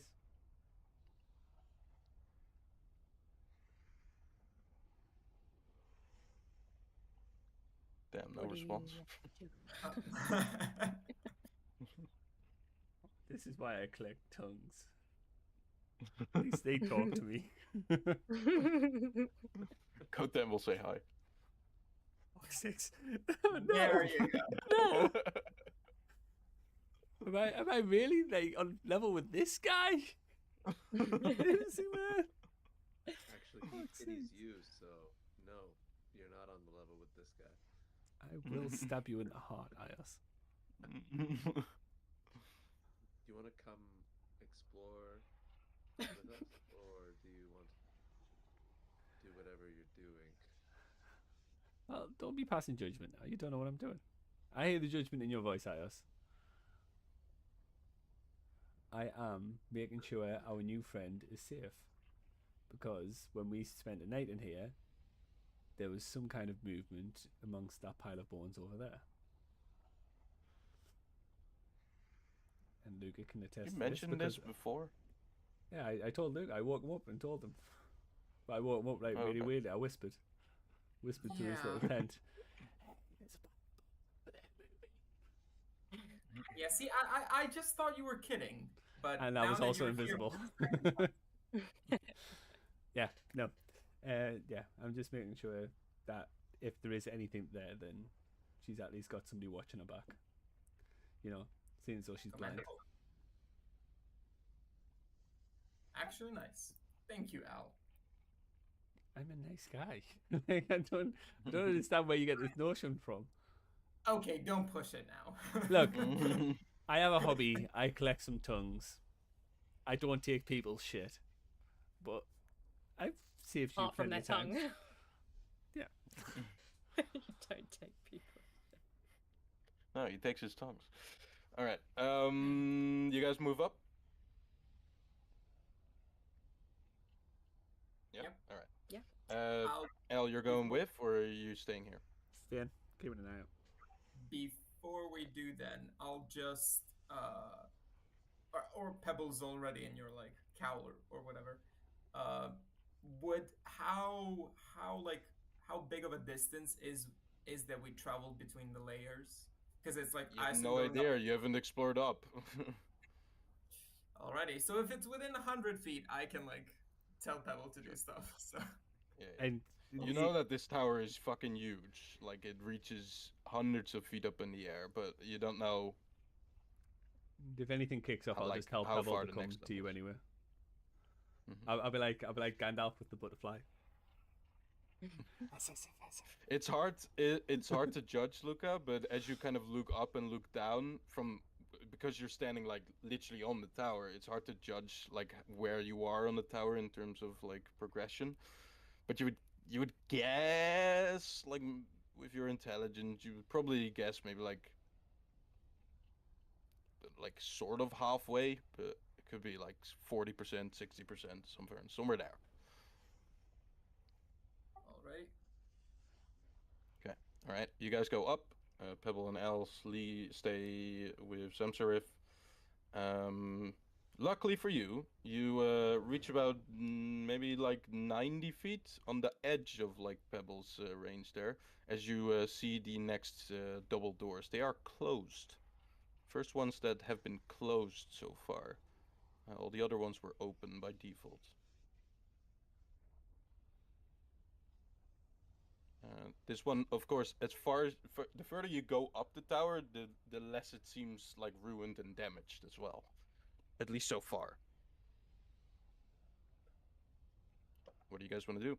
You stand in front of these double doors. Closed. Shall we investigate it for traps? Probably a safe idea. Alright, give me an investigation check. God, I hope this door's a mimic.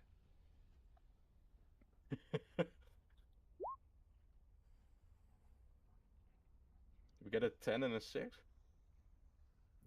Oh, don't do that to me. I don't know. No traps on this one. Ah, well, not too great. Remius will kind of walk in front and say, "I'll take whatever broad this trap has, if there is any," and then he'll push open the doors. And that was something No we traps. needed. Yeah, no traps as the doors open. You see a kind of a funny thing as the doors that you are pushing open seem quite small, but the room it opens up in is comparable to the one below you, so like pretty fucking huge.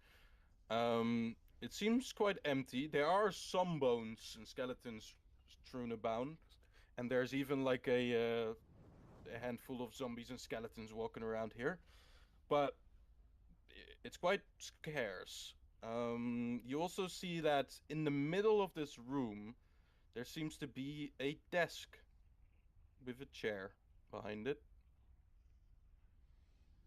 Not the chair. Empty at the moment. So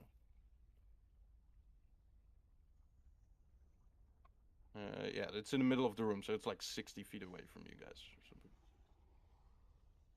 Can you sit in this chair, Ramius? But I mean, I can approach it. It's a kind of a weird, well, weird forming of the whatever you want to call this room. I mean, putting the desk and the chair in the middle is kind of weird, no? At least such a large room.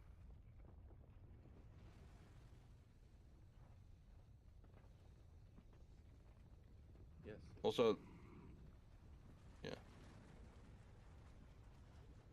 Probably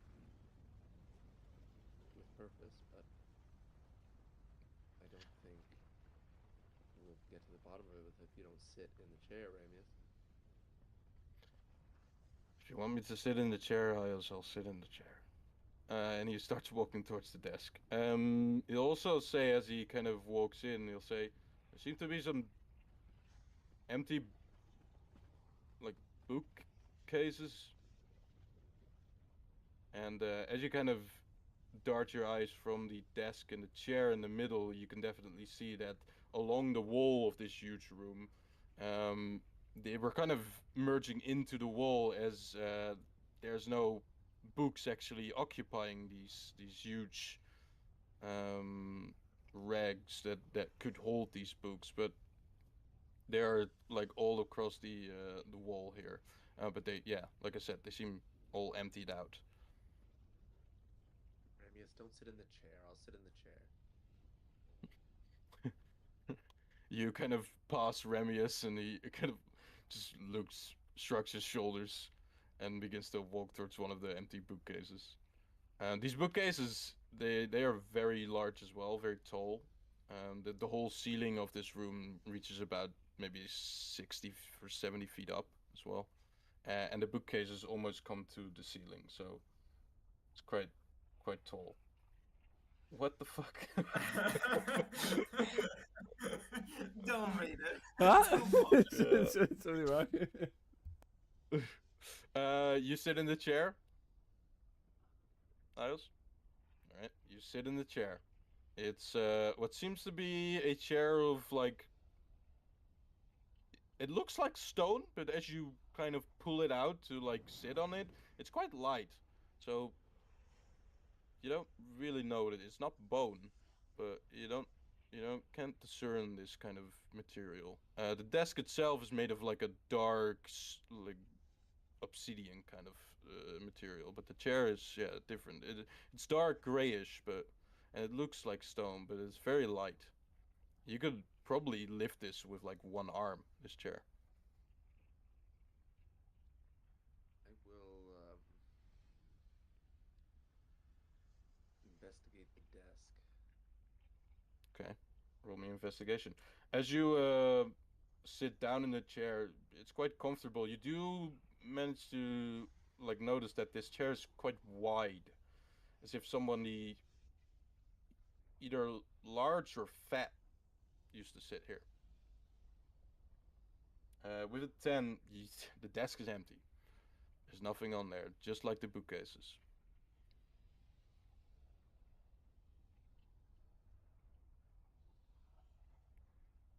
I don't know anything about this, Mhm. but if the chair is The empty only enough, thing that's on the desk is like an empty pot of what you would assume to be ink, but the ink is also either even emptied out, and it's laying on its side as if knocked over. I'll write the inkwell. I'll write the inkwell and just like put it back on its bottom. Sure. hmm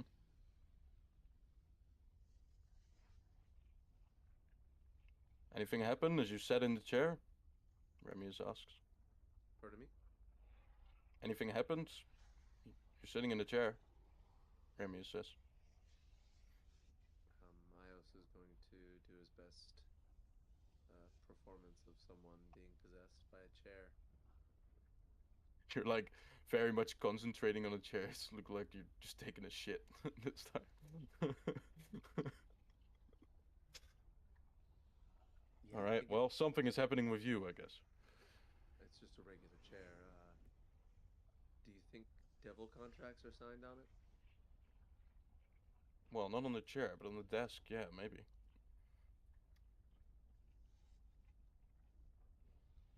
That's funny, Ramius. I think you're a really funny guy. Thank you. Thank you. No, none of these bookcases seem to be filled either with the contracts you were talking about on the desk. Seems just as absent here. Either this was. Oh yeah, go ahead. No, no. I just wanted to ask. The bookshelves line the wall, right? Yeah, they all line the wall. No, so like completely empty room in the middle, desk and chair, along the walls, very tall, very big bookcases. Like either you would have to be extremely large to like reach up to like the end, or you would have to be able to fly because there's no like staircases or like ladders or anything on these bookcases. But every One of the single shelf is zombies, empty. yeah, every single shelf is empty. Okay. One of the zombies actually, Dahlia, as you notice, has managed to climb up on top of one of these bookcases. Is in about 25 feet up, and is now kind of just laying on one of the bookcases, chilling. impressive. He either died there or this is a very athletic zombie.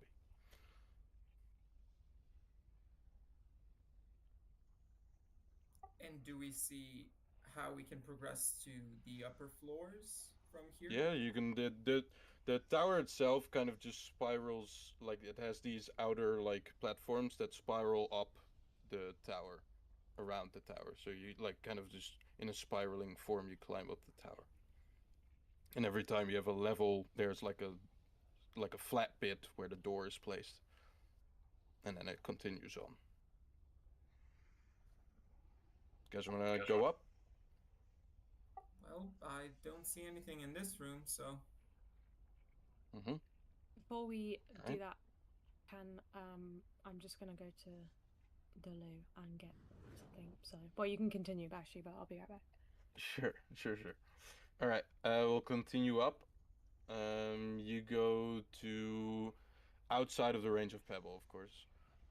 And you reach to a point where you don't think there's gonna be another like level, because the end of the tower, the top of the tower, becomes closer and closer.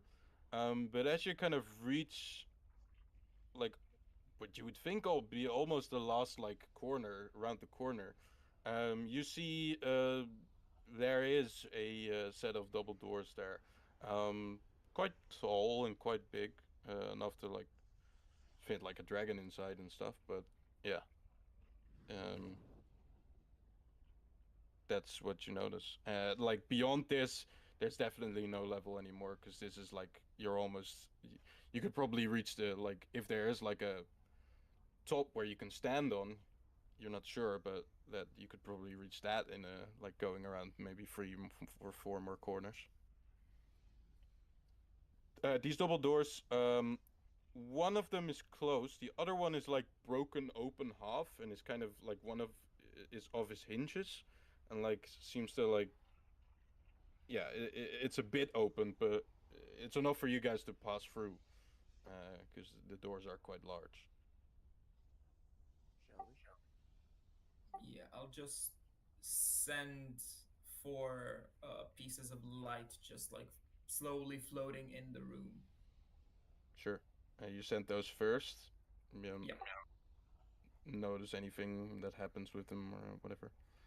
You follow in, and what you guys see is quite disturbing. As you enter this room, you see what seems to be a battle that has taken place here. A what was prior to this fight probably a majestic looking, devilish looking, but majestic looking throne room. It seems that this room has been utterly destroyed by whatever fight took place here. Um, Near where what used to be a throne, um, is a body of what seems to be a dragonborn.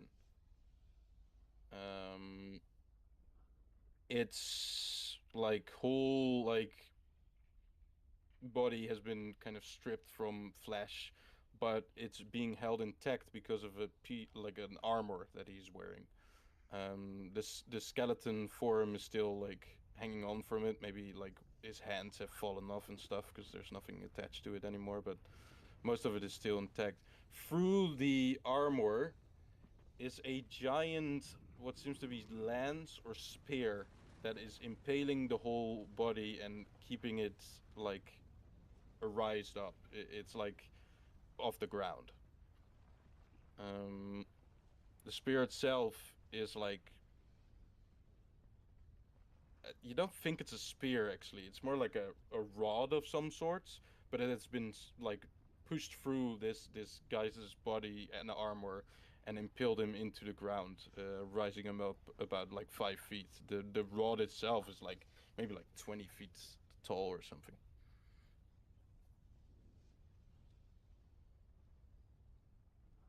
And Damn. as you look up, you can probably see that on the ceiling there is a giant chandelier, The chandelier is missing some pieces as uh, parts of the chandelier have collapsed and have fallen down to the ground, and parts of those pieces seem very similar to the rod that has been impaled through this guy's body and armor. Wait, like that spear was part of the chandelier? Yeah, like I said, it's not really a spear. It's more like just a giant rod of metal. It seems. But yeah, so the one of the pieces of the chandelier seems to have impaled this body, intentional or non-intentional. You don't know, but yeah. Damn. Could I just look and see, is there any like draft in here? Like any wind going about the chamber? Well, there are actually, yeah, good that you asked, because the level below this was quite intact still. Not much of a battle had taken place. Because of whatever battle took place here, it seems that a good amount of the walls here have actually been destroyed as well. Not as much as like the first level that you guys saw, where the battle was the heaviest, but there are some holes in the wall and some parts are missing. Of course, the chandelier has like mostly collapsed. The door has been bursted off its hinges. There's some draft in here because of it. Yeah. Just say we might want to be careful where we're stepping. If that thing killed that, I don't want to fall on us, so might not want to move too quickly about here. hmm Yeah, that's with reason, with good reason you say that, because a good amount of the chandelier like has collapsed, but there is also a good amount still hanging from that ceiling. There's a big iron infernal chain that um like seems to like connected to the ceiling and to itself, but which is still intact. But yeah, like half of the chandelier has collapsed onto the ground. And I'm saying big, like that rod that has impaled this body is 20 feet. Like the chandelier itself must have been like like maybe like 100 feet in diameter. This thing was enormous. One of the biggest like structures that you've seen apart from a building. And the doors that we just passed through weren't that huge, or were they? No, they were what not big enough to fit the whole fucking chandelier in, like through it. This thing has been built inside of this room, or there's been like 6 reduce spells cast on it to like fit it through. But you would think the first instead of the latter. That now that you say that, that would actually be so clutch in real life for moving things. Mm-hmm. Like imagine like Mm-hmm. shrinking your fridge and you just carry it. That's so that's so good. Anyways, I'll just slowly begin walking towards the body of the Dragonborn. You said his Sure. skin was like decomposed or like peeled off. Like almost all, maybe there's like some very much dried up scales, right? Because the Dragonborn has scales, so like with the Abishai as well, you saw some like scales still on the like skeleton or around the skeleton, but like any flesh, tendons, like muscles, that those have been long deteriorated. The scales and the bones is what remains, and even the scales have like begin to like deteriorate for most of it. Bones as well, but they keep a little longer. I'll just say, Hyos might want to take a look at this armor. It does it. You said it was like keeping him alive. Do I get the same Well, like it's keeping the skeleton intact. yes intact? My bad. Do I get Mm. the same like feeling of like maybe like a comparison, but a Crusher's armor to some sort? Well, it seems like in terms of like solidness and like cover, it seems the same. And this is definitely or was plate armor. I mean, this rod of 20 fucking feet, it has like it also has a diameter of like a fucking giant plate, right? So like it's, this the armor like most of it's like center chest has been just fucking annihilated with it, the armor. So whatever armor this was is pretty useless at this point because there's a giant hole in your chest. But if you want to wear this, but yeah, no, it's kind of similar. It's gold, it seems. Yeah, so not like again, not like a Death Knight armor. Not that they have like a standard armor that they wear, but No, it doesn't. It doesn't seem like in terms of if it when it before the impaling of this like rod, it was probably up to par with the armor that Crusher is wearing. But you would imagine, right, from what seems to be like, well, I mean, you haven't concluded it, but this could very well be Arkan, right?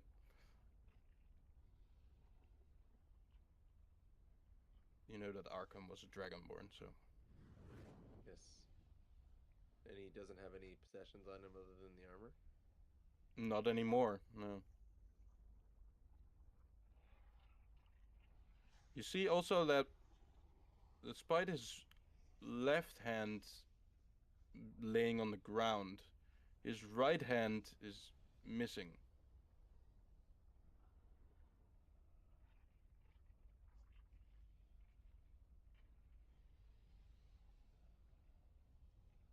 that's peculiar.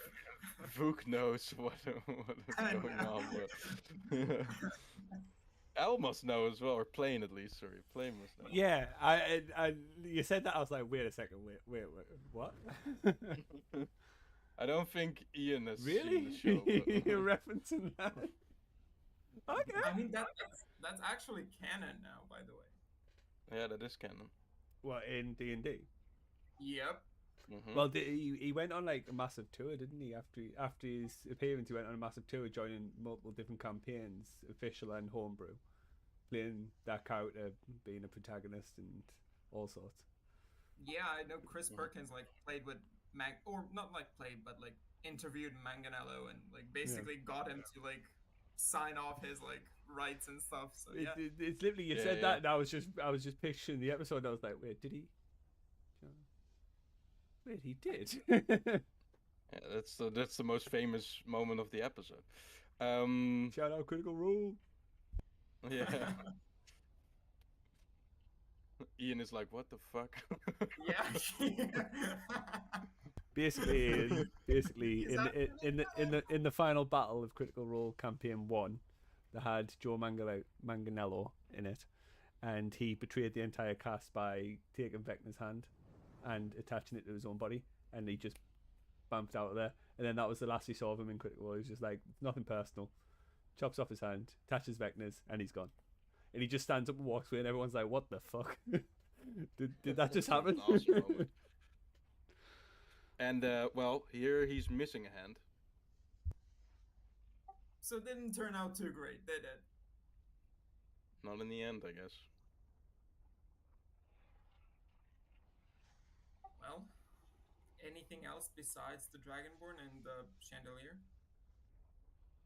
No, it seems that there are some destroyed furniture here, but just kind of like I mean, this guy was mortal, so he had the need of sleep and like, clothes and that sort of thing. So there was some like just living space kind of thing, but no. Is there Other a than vest? that, not really. What? Dragonborn vests?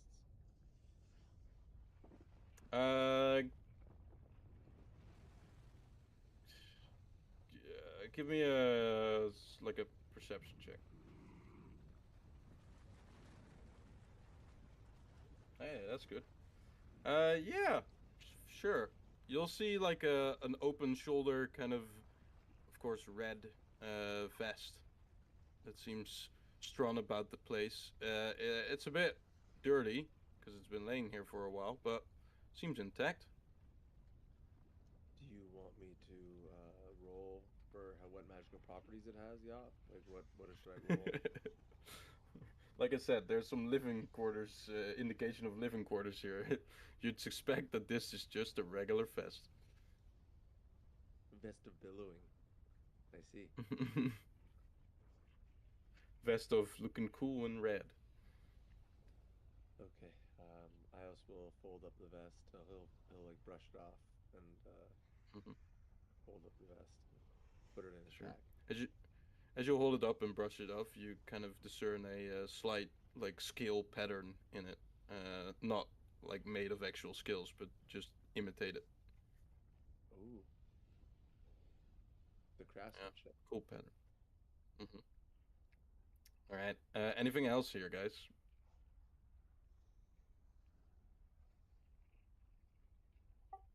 If that's it, then no. And you said that there could be possibly a way to get to the top. Do we see the staircase continuing? Yeah, if you wanna check at the top of the tower, then that's fine. Yeah, sure. You go outside. You round about yeah, like 3 corners more, until you get to the top. Imagine Saruman's tower at the top, but actually like enterable from the side and not just like a platform in the middle. I always wondered how they got on top of that, because like there doesn't seem to be an entrance or anything. Anyways, yeah, no, there's you walk up the walkway that spirals the tower and you reach the top. You can see some things actually from here, from on top of this tower. To all the way to the west, you see the like silhouette of what seems to be a city. And Kotem will let you know that that is the Bronze Citadel, the main kind of hub inside of Vernus.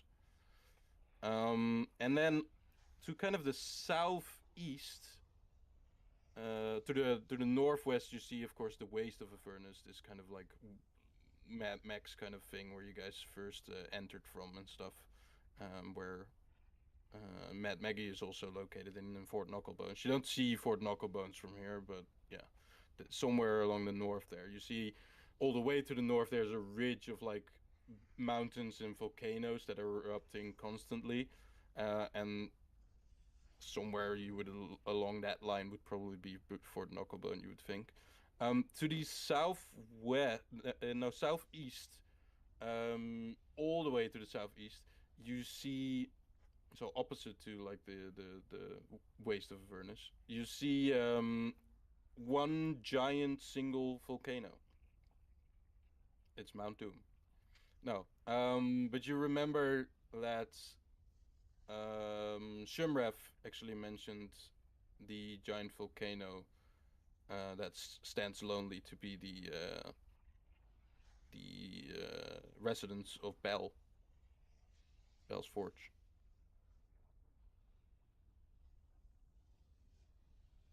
But there you go. All right.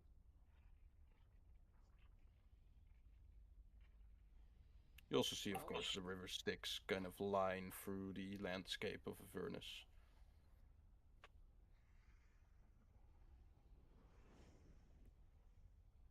all right. Well, at least we have a general idea where to go now. At least the Mhm. directions. Yeah, I mean, in terms of like going to Mad Maggie and then going to Bell's Forge is like the complete opposite from where you guys are now. But then again, Avernus with distance, it doesn't really matter because like it changes anyways. So like Mad Maggie's could now be like as you go down the tower and then hop on your war machine, it could be like a 15-minute ride and you'll be there, or it could last days or weeks. So and the same for the volcano. So it is a yeah, it's all relative here. All changes. Got it. All right. Okay. You guys take a long rest. Which level are you picking? That's a good question. Hmm. I guess we'll go back um to the level where Al and Zamza are. Okay. Sims Riff. Yeah, sure. All right. You guys go back to the middle, I guess. Is that? That's the third level.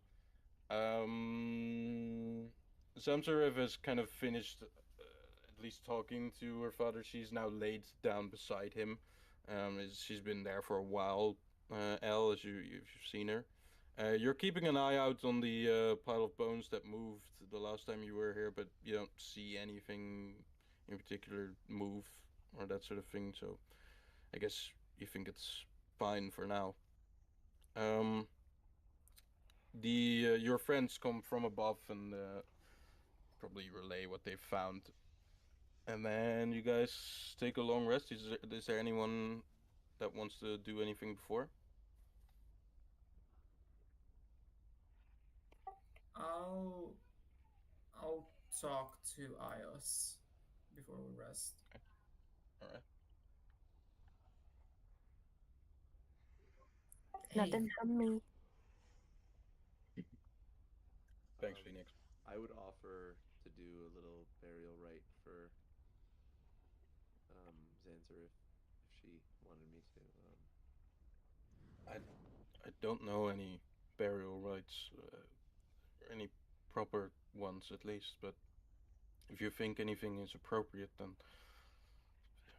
I'll trust your knowledge. I've taken my goodbyes already, so I'm fine. If it is respectful, then anything is better than what is now. Yeah, Ios will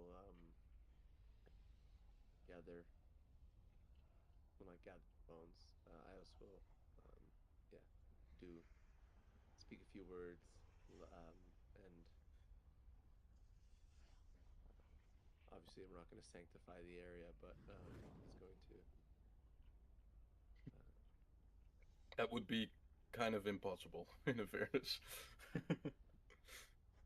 yeah, not for me now, but I'll come back and I'll sanctify it. Yeah, level 20. Here we go. All right, sure. You say your prayers to Torm. His presence has been faint because of your location, of course, as soon as you joined in on Avernus. But as you pray to him, you feel a little burst of that presence growing a bit stronger, but still faint. It gives you a little hope, though. Yeah. And then I'll come over to Luca to hear what he has to say. hey. So, just a thought running through my mind. Remember how when we dealt with fiends while in El Cerveo and stuff, those people came to, well, to take our loved ones, and I guess that's part of the reason why we are here.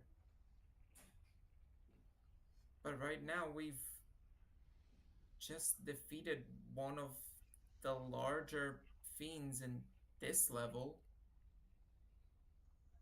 and if we're intended on going down, who knows who else we're gonna piss off. I'm just thinking, are we doing more harm than good? I mean, if we defeat all of them to save the souls we lost, but because we defeat them, they take even more souls in retribution. Not them, but their allies, their lackeys, whatever. I fear, I don't know.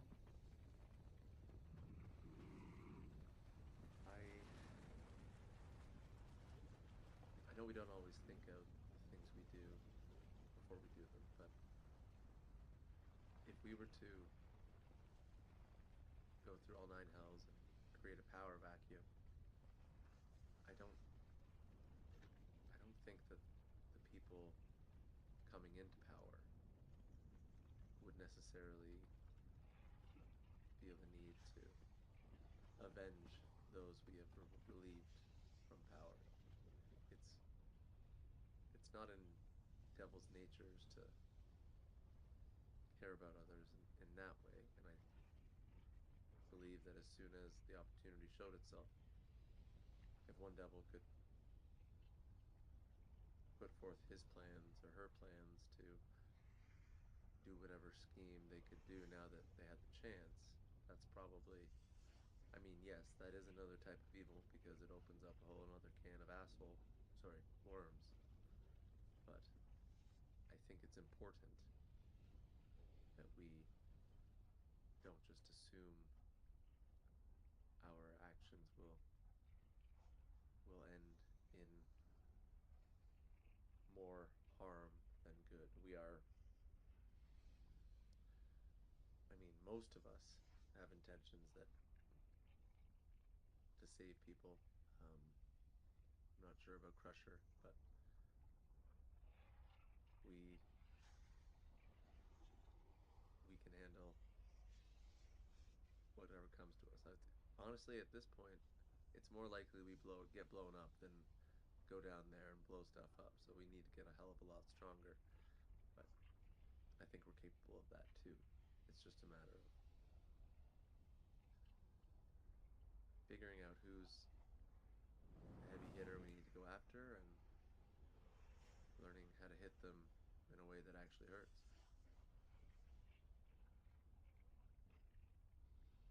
That makes sense.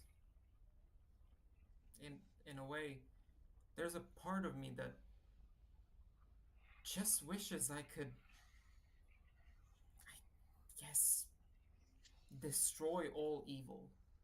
Like all the fiends. If they were gone, then we would be safe. But then are all just because they're fiends doesn't mean they're evil. I think I think a fiendish nature creates a predisposition for sure. Like you and I both know that people are capable of great good that come from races that we might have considered evil or species, I guess. But the the idea, oh Dahlia,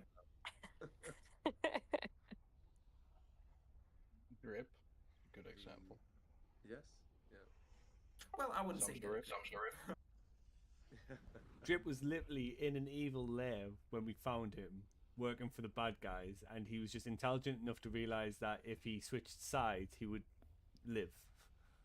He's also an asshole, so. But let's not forget, we were going to kill him at one point because he was a goblin in a lair full of goblins. If we were able to obliterate all evil in the hells, I'm sure some other evil in the outer planes would arise, or some astral dickhead from the astral seas would surface. It's almost comforting knowing that the worst things in the universe are here, because if we know where they are, at least we know what we can avoid and where to direct our retribution. But if we are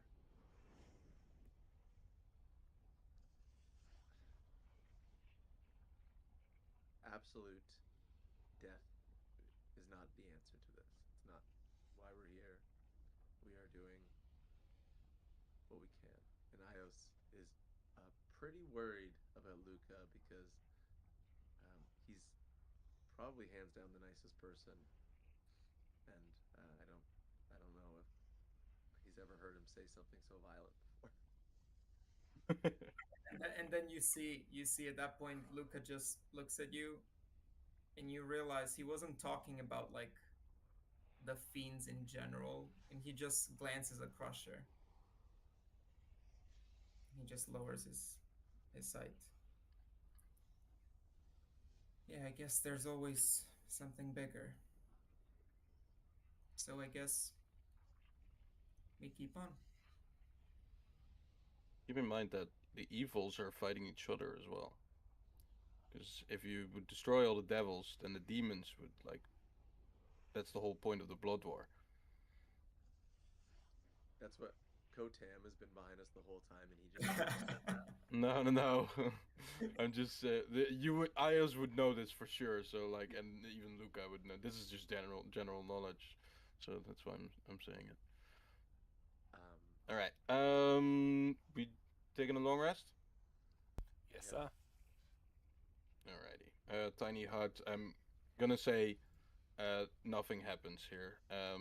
Even L, if you want to like keep an eye out on the pile of bones that moved the last time you guys were here, it doesn't move this whole night. Okay. Um, we're gonna go on to the next morning. You guys will receive your long rest. Zamsarif will have changed locations and is now kind of laying in the opening of the double doors. And as everyone is kind of waking up and taking their rations as their breakfast for today, um, the first one approaching will kind of let her lift up her head, and she'll say, "It's good to feel the breeze, even though it is Avernus. It's good to feel something other than my own plasma holding me in restraint."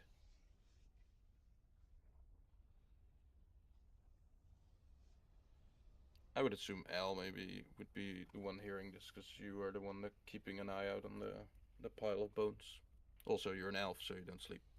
Sorry, what did she say? Sorry, I was busy put my hit points back to what they were. She'll say, just as a quick repeat, I don't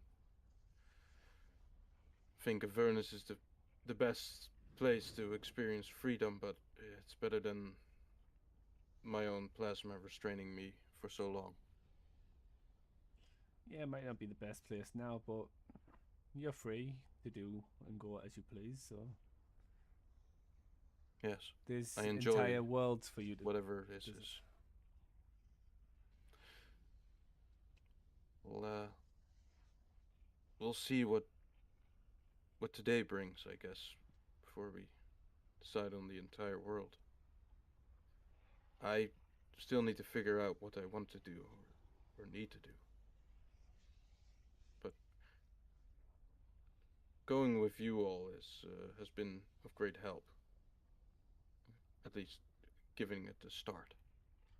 Well, you're welcome to remain a member of this party as long as you need. Thank you.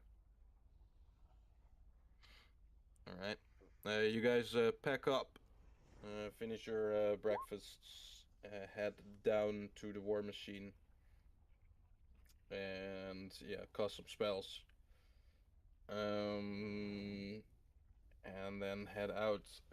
You guys have a direction, but not been there. So I want the one at the helm, which I'm assuming is L again, to rule me 2d4 again. Okay.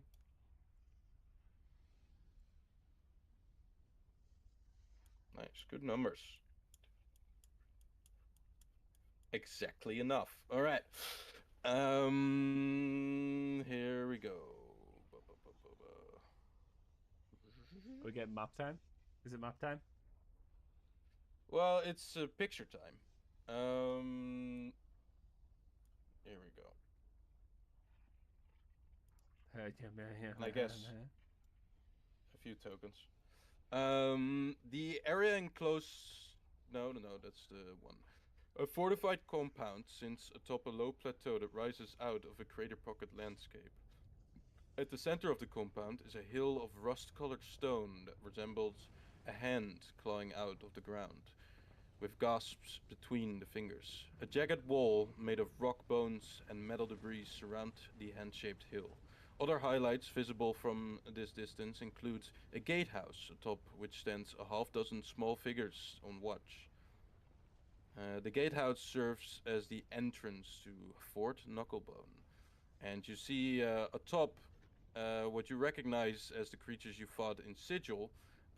6 kind of red caps stand guard atop it. And as you kind of ride in on your war machine, you stop at this gatehouse, and one of the red caps with a kind of shrill voice, shouts down, "We need the password! Asking the password!" Shit. Hugo, what's the password? And then after a few moments go by of you guys thinking of what kind of password could it be, one of the other red caps says, "We don't have a password!" And you hear all the red caps kind of behind the wall kind of cackling and scraping their boots across the floor as they kind of do a little happy dance. As you seem all so concerned about the password. The doors open and they say, "There she's expecting." This necklace is could do with some variety. Maybe some red cap tongues. You fought some red caps. I expected you to cut out those tongues, but you didn't. It's a hobgoblin necklace. Yeah. I'm only now just expanding. Yeah, I guess so. Into fiend, you know. As you pass through the gate, on a closer look, you see some of the red caps here actually are wearing a little bit of a different cowl. The cowl seems to like cover the whole face, and on closer look, you actually see that there's no hair coming from these creatures. They do look like the kind of fucked up gnomes that these red caps represent, but they are more like a devil demonic version of them. They have like this kind of ichor coming out of their caps, and they like it seeps through like over their like faces and kind of drops down onto the ground. It's this like thick, like syrupy kind of blackish goo that comes from there. And they also have these kind of razor sharp teeth, even sharper than the red caps, and these crazy eyes that don't even seem humanoid. They're sprawl among the red caps, and they kind of seem to coexist with each other. But as we pass, you notice that do a channel divinity to see if they're undead. Sure. Do you only notice undead with that? Let me find it. I believe so. Well, then you don't notice them being undead. Okay. Yeah. Yeah, they seem more like, they seem to have some fucked up influence, but it's not undead. They also don't seem to really speak, these different looking ones. It's mostly the red caps that are speaking. They seem to understand everything that's being said, but they maybe like speak sometimes, but kind of just say one sentenced words. So yeah, that's that. You enter through, and I'll say this. The area enclosed by the rampart is littered with trash and mechanical parts, some put together in a way to resemble vehicles. Ramshackle structures are also built from the same junk on the outer walls, as the outer walls, to provide shelter. A platoon of small fey creatures, of red caps, all looking like feral gnomes.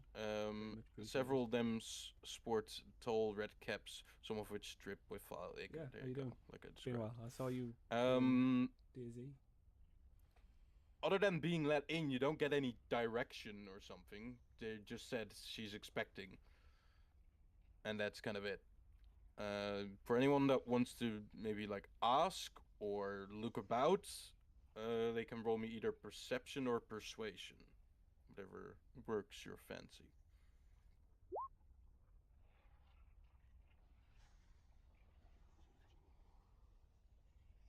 I mean, can I just use my passive perception to be looking about because it's higher than what I've just rolled? No, you're actively searching, so that would be a perception. I'm gonna ask for Maggie.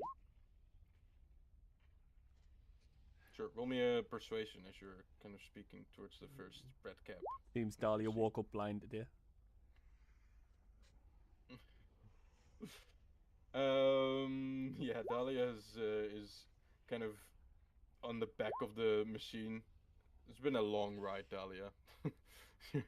You don't seem Also, too. don't use Yeah. your Oh exploration damn, on that's that your. because that's a critical fail, so it doesn't matter. It's gonna be a fail, however you want it. Yeah. But I like the commitment. All right. 11 is not gonna cut it either, but 16 and 15. Um, kind of at the same time, both of you, you asked it to one of the red caps, and he says, I don't know where she is. Ask the Kenku. And L, as this is kind of being said, you search for some Kenku across the horizon, and you see two of them. If you remember correctly, one of them was on top of the war machine when Maggie kind of saved you guys near the Abishai fight. Um, it seemed to be that there's two now, and they are working on some sort of vehicle that is standing kind of to the right of you.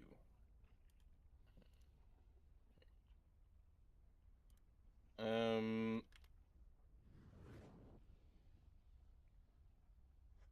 as you kind of go or like slowly drive towards the Kenku, you will see the following. A pair of Kenku examines one of the war machines, chattering to each other in high-pitched squawks. These Kenku carry an assortment of strange tools, and when they see you, one of the Kenku that you haven't seen before, waves in your direction as if telling you to remain where you are, and says, "What a deal! Patience is a virtue. You can keep the boss waiting." And she runs into the like trash structure that seems to be this giant hand shaped rock. So your Discord, for some reason, the Discord's like lagging out. So that actually looked really trippy for me because the voices were coming out in like out of sync with your lips. And there were different voices, of course, Yeah. because the Kenku imitates. The other Kenku that you have seen before remains with the vehicle, and as if to say that, like the one that said to wait is correct, but you can approach him and just kind of try to talk to him, however well that goes with a Kenku.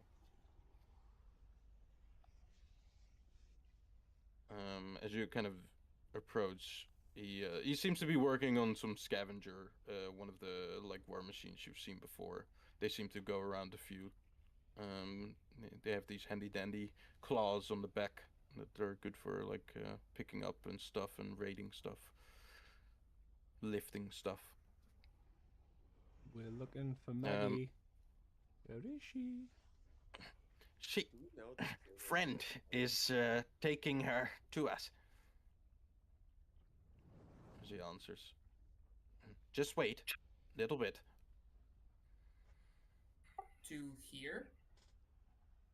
Here, yes, near vehicle.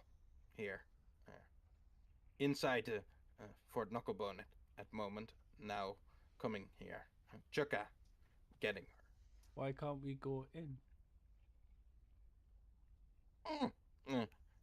Maggie doesn't like strangers visiting the place. I mean, I'm pretty sure we're no longer strangers, right? We did just take down Bitter Breath for her. Very happy, very eager to see you guys. Have a gift. The Demon Grinder gift, war machine. Yes. Where's your friend with the sword? With Maggie. Mickey will join us too, I guess. Always with Maggie. Okay. Well, I guess we'll just wait here then.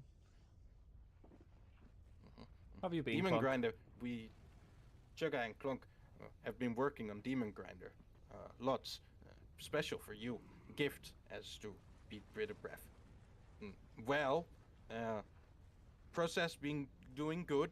Experiments been doing a little worse, but I've gotten it stable. Is the Devil Grinder better than this beauty of a war machine that I'm currently sat on? No devil, demon. Oh, sorry, Demon Grinder, sorry. Yes, much better. bitter breath, no good in making war machines. Never. What about does it have a weapon like this? And I'll just like point towards the big cannon on the back. Seen that before. Built it once myself. Tricky. Screws with mind. But okay, seems good. What's that? And he points towards the machine that Crusher has dragged on. Crusher? Never seen that before. Care to explain? No.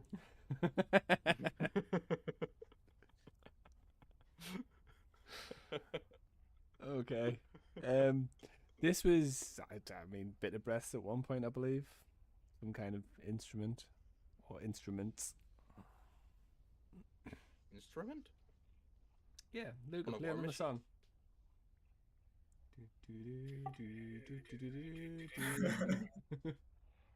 An instrument of torture, I would say, more than just an ordinary one. Oh, It that's also- that's only when Ios plays it, but Ah. For audiences, you couldn't see that, but sarcastically shaking head. We would be interested in trading this this beautiful music maker if you're able to compensate us, bro, man. I don't make deals here. Maggie is the one that makes deals. And your friend seems eager to keep it. Ah, there they come.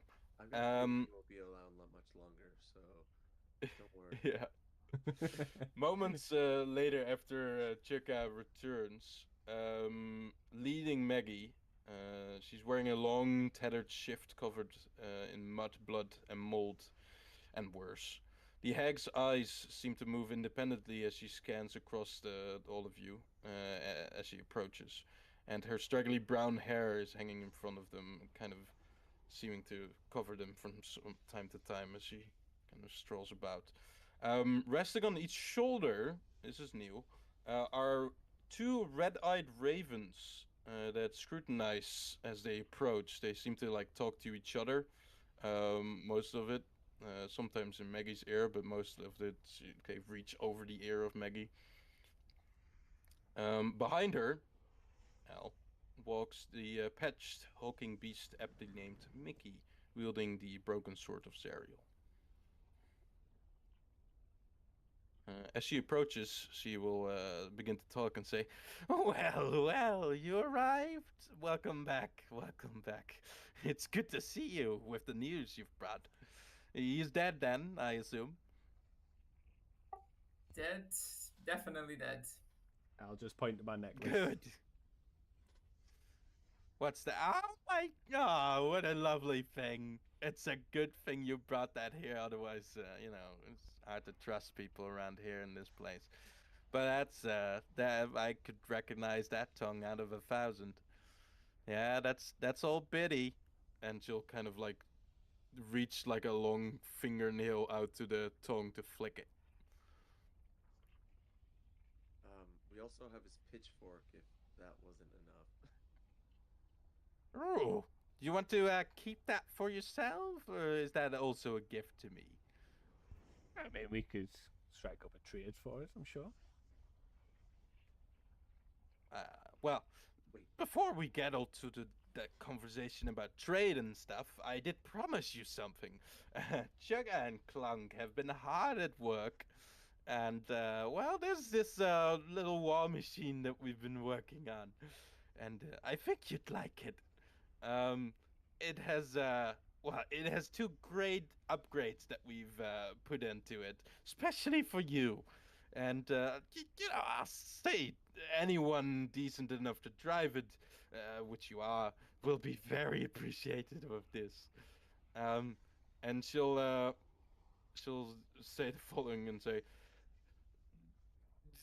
it's of great quality. And she will reach inside her pocket, and out from her pocket you can see that she holds a kind of car toy or carriage toy, I guess, in this time, sized like vehicle in her hands. It is gold plated, has some sort of like iron maw on the front and like a wrecking ball on the back. And she holds it and says, "Look at this. This is gold plate. Beautiful. It will take you up a notch in the resistance of things, and which you might need in your travels." And yeah, that's one of the upgrades that we've done. What you think? Do we get smaller or does it get bigger? Uh, yeah, well, I thought you might, I might get some disappointment out of you before revealing that, but you are too smart. Yeah, no, the second is something that Clunk and Chugga have been experimenting on. It's something that I will implement in my own vehicles, but you were a good prototype, and we have come up with, I think, a stable version of it. You'll have to test it out a bit yourself, but mm, tests have been good, right, Chugga, Clunk? And they kind of nod eagerly with their beaks.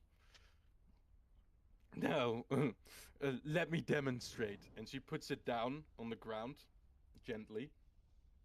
Kind of does her arms like this and says, "Might want to take a step back."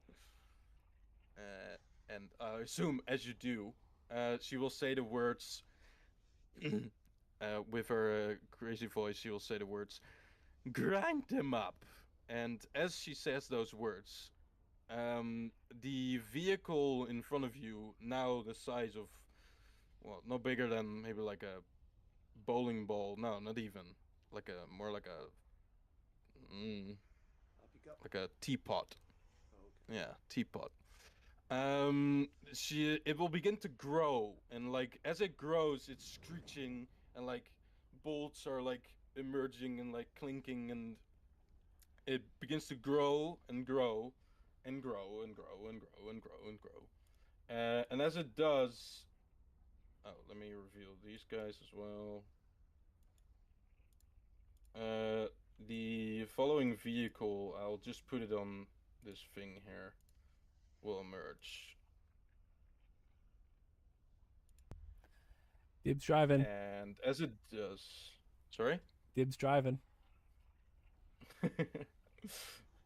You can now clearly see with a lot more detail that this vehicle made consists out of four wheels, three major like seats on top, and that are all like in the front.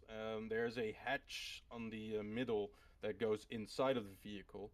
At the end of the vehicle, there is a giant wrecking ball with spikes on it that can be, of course, operated and swung about.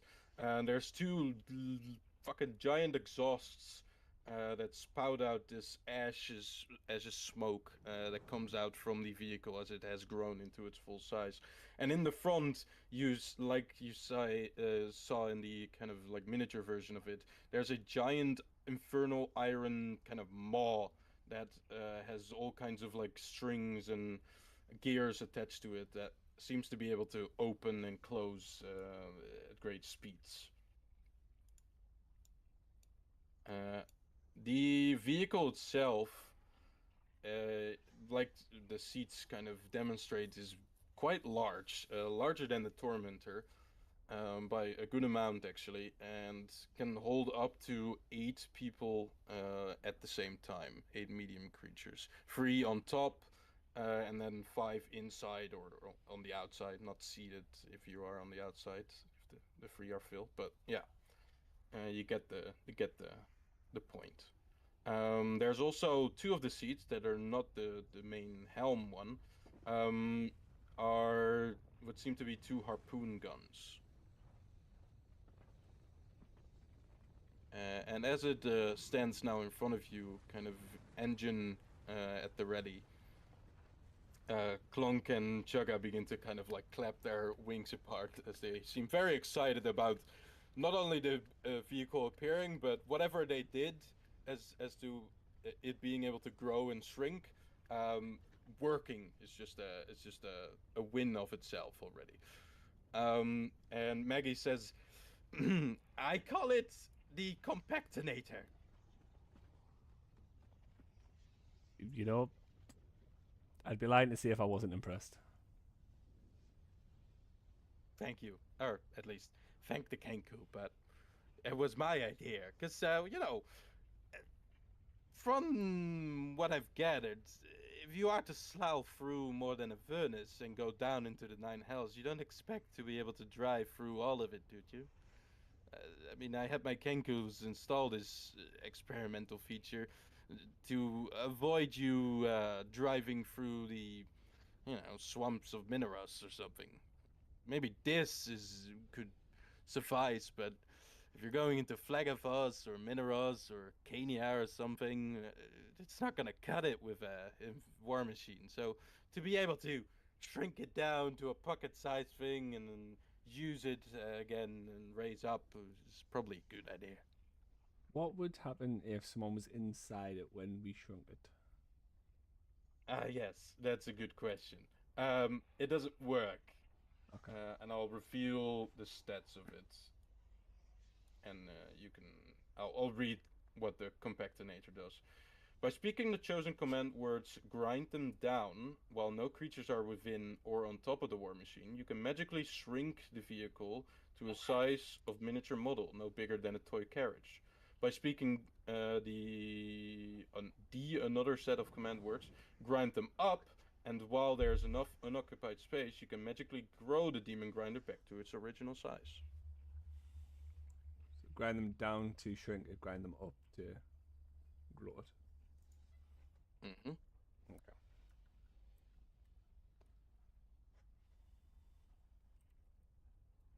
You are as pragmatic. I'll as- give you control of. Give you control of the demon grinder, so you can take a look at the stats. Why, thank you. Meg, you are as pragmatic as you are beautiful. I tell you what. Um, is there anything else that I must encourage you to call me ugly, please. We strive to be the most ugly we can. Oh, Maggie, I meant that. I meant that sarcastically. So, I did call you ugly. Thank you. Oh, But yes, my pragmaticism is one of my greatest features, although I have many greatest features, of course. Did you possibly have Um, anything else to trade, Maggie? Trade, you want more? That's a devil's greed if I've ever seen one.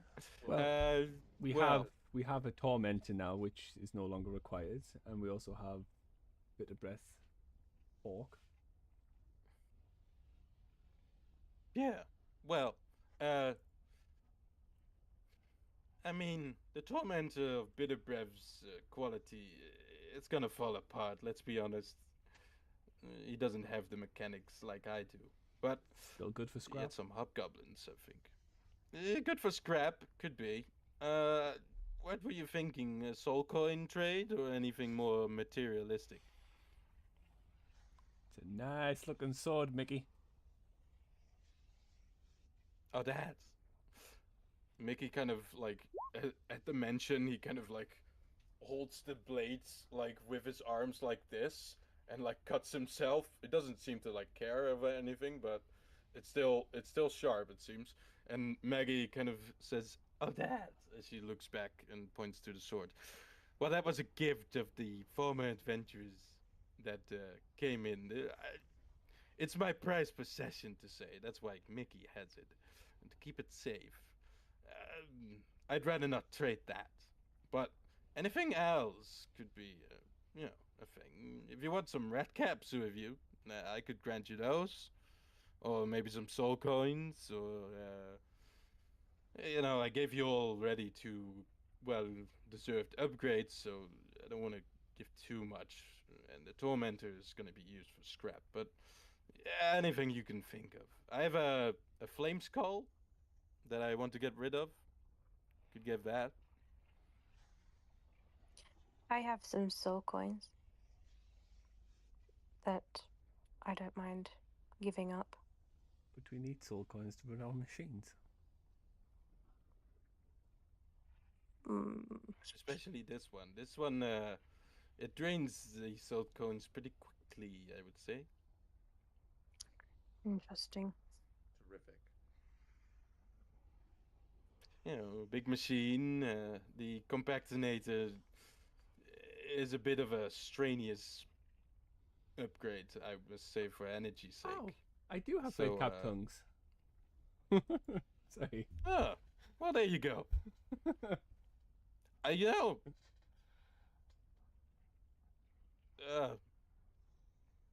despite my interests in more parts, of course, is always a thing. The bitter breath tongue is a nice souvenir. And at this I point, would be more interested in that. I mimic Mickey. I just clutch inside me. Wait a minute. Well, just the tongue, just that one, not the other ones. I'm fine with you keeping those. Tongue for the sword? Oh, give me a persuasion check. I help him. Yes. The cup. How the do you help him? sword. Yes. Yes. Thank you, Right, Hylas. first, I want to know. How do you help him? Because like you can say I help him, but how do you help him? Is going to speak about how legendary the warlord who claims the very speech of the person that they supplanted would be, and how Maggie's power would be unquestionable because if you were to question her, she would take away your method of asking it.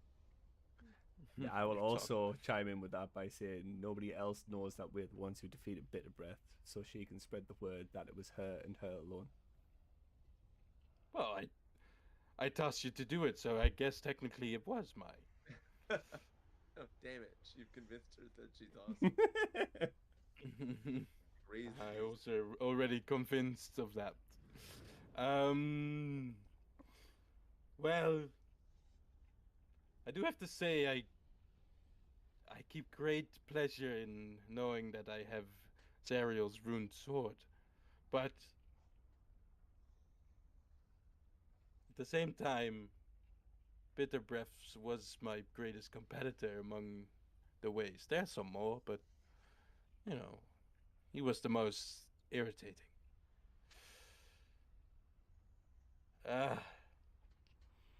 Mickey, what do you think?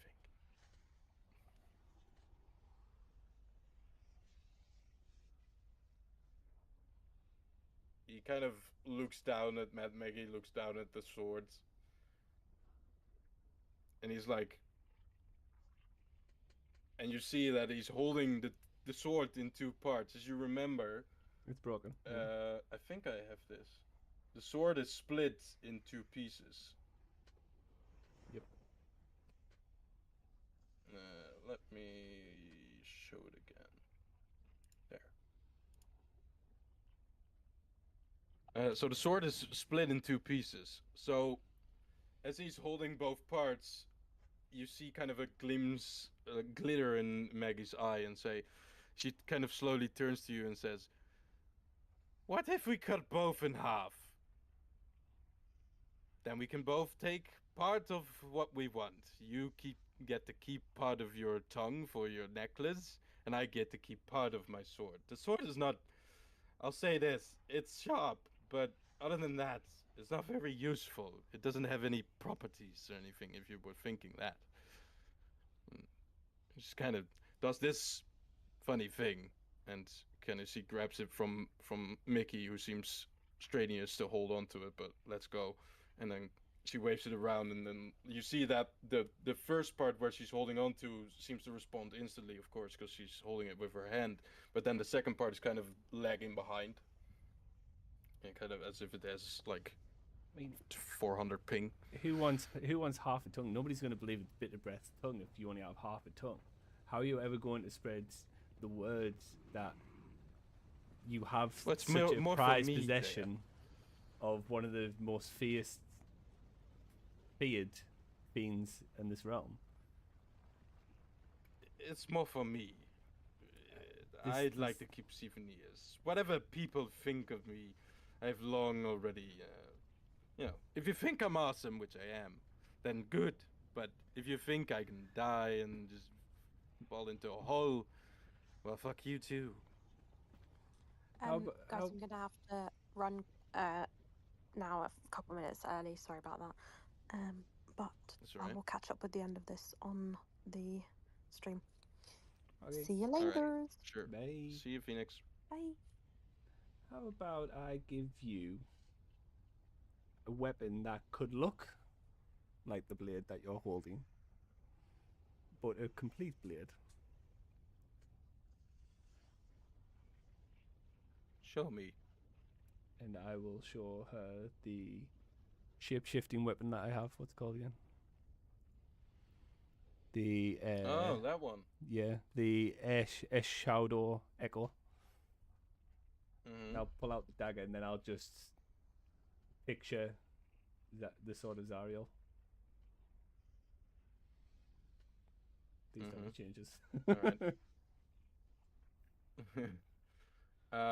Well, let me read the Shadow's Echo, because The shape-changing weapon, right? Appears in any Yeah, weapon it form as a is, but- construct of ancient stone and woodwork. So yeah, so it would appear in like the shape of Zariel's sword, but it would not be split in two, and it would also like not be like made of the same material, of course, because Yeah, it's still but stone woodwork, it's a replica, and then and the blade it's is whole. made of this shimmering force field, It's a replica and it's blue whole. energy. Whole. It's like a replica implicates like trying to imitate, and this Right. is sort If this shape shifts into the borrowing. sword, what more imitation do you need? Well, the material is still different, and the blade would be of blue energy instead of like whatever it is. Now, that's what I mean. So how much similar does it look, right? Maggie will say, "That is impressive, but it's not really the same, is it?" Come on, Maggie, I got that 20. Well, I'll give you this, and she'll like pull on the two pieces and kind of like try to pull it apart and say, "Hold on." Okay, well, uh, could you help me?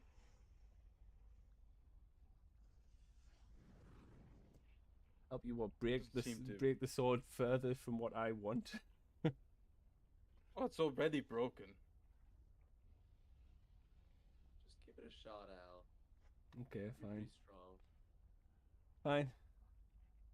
I'll hold. I'll give you this. I'll hold on to the pointy end, and she'll give you like the, the like hilt of it. Okay. Okay, on three we pull. 3. You can roll me an athletics check. No, roll 1, 2. Nice. I don't want it to be nice, so I want it to fail so that she gives me the whole thing. I rolled a 9. Got all our fingers. As your like mechanical hand grabs the hilt, you pull back, and you see that the hilt of the weapon begins to strain upon the kind of invisible attachment to the break of the sword there. You hear like a strange metallic sound as if metal is still being pulled apart. And as you pull, you feel that or you see the distance between the two parts become greater and greater. And at some point it releases. Now, Maggie having pulled on the pointy end, as it releases, the sword kind of releases into her hand and kind of shoots into her. Would the pointy end not release towards me because my check was greater? Well, but she's holding on to the pointy end. Okay. And you succeeded. I needed a 20 from one of you to break this thing. But she didn't roll very good on the athletics, so she's gonna suffer the consequences.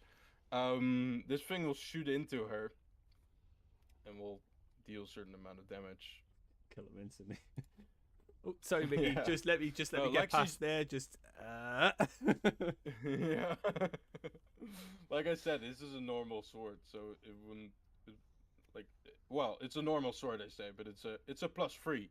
But other than that, it's nothing else. So it's a +3 longsword, and that's it.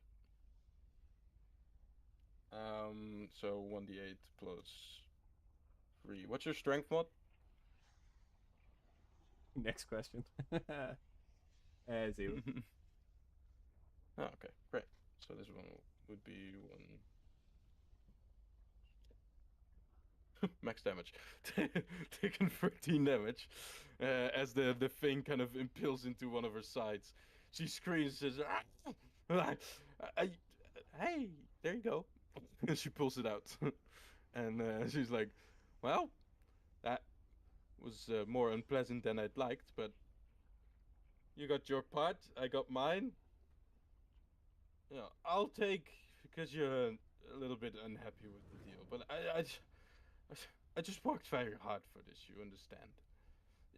Maybe the tip of the tongue. Nope. And I'll be fine. Nope, you get the base of the tongue. Okay, sure. Just, you can keep like 3/4 of it. That's fine. I'm going to keep the tip because then no one will ever believe that this is Bitterbreast's tongue without it being forked. So, fuck you, Maggie. It's to my knowledge. It's to my knowledge. To my knowledge. I'll just throw the tongue Alright. at her. She'll, slice the tongue, quarter of it. You need to reattach it to the thing because I think you would attach it with the base, but there you go. She like has the little parts and she looks at it and it's like, yeah, still him. And she puts it in her pocket. All right. Well, you want me to take the tormentor, or do you want to keep it? I could give you like 3 soul coins for it. 5. 4, and you give me the fork as well. 5 and you get the fork. Roll me another persuasion check. I don't help on this one. Yeah.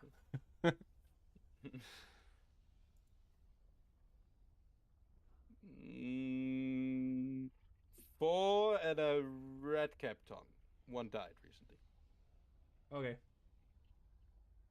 All right. She'll give you 4 soul coins and a red cap tongue. Or actually a madcap tongue. Let's do that. Those are the ones that are kind of fucked up. Kind of mad. Madcap. Kind of mad. All right, and the fork, I think was Crusher who had the fork, right? But if you can take that off his... Before we do this trade, nobody else wants that fork, right? I'm just trading on behalf of the party. I don't think so. I had to like ask 3 times if somebody picked up the fork last time I asked this. All right.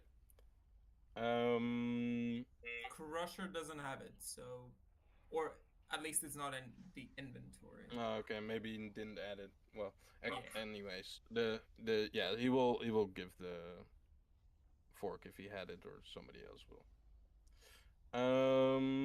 She will give you 4 soul coins and the tongue. Tormentor is to her, but you guys get the, of course, the demon grinder. By the way, if you want to reset the like either the name or the like command words for the compactator, is that what I called it? Compactinator. There you go. You guys can if you want to, but these are the defaults. But for now, yeah, there you go. grind them up. Yeah. I thought like Mhm. a Pokeball. Grind him up. He's already expanded, so it does nothing. All right. She will then say, as Mad Maggie has concluded her trades with, for well, you, Al, but just the party in general. She'll say, there was also two others that you wanted to talk to, maybe, to find out where your friend is. And she'll look towards Ios. Yes. Mhm.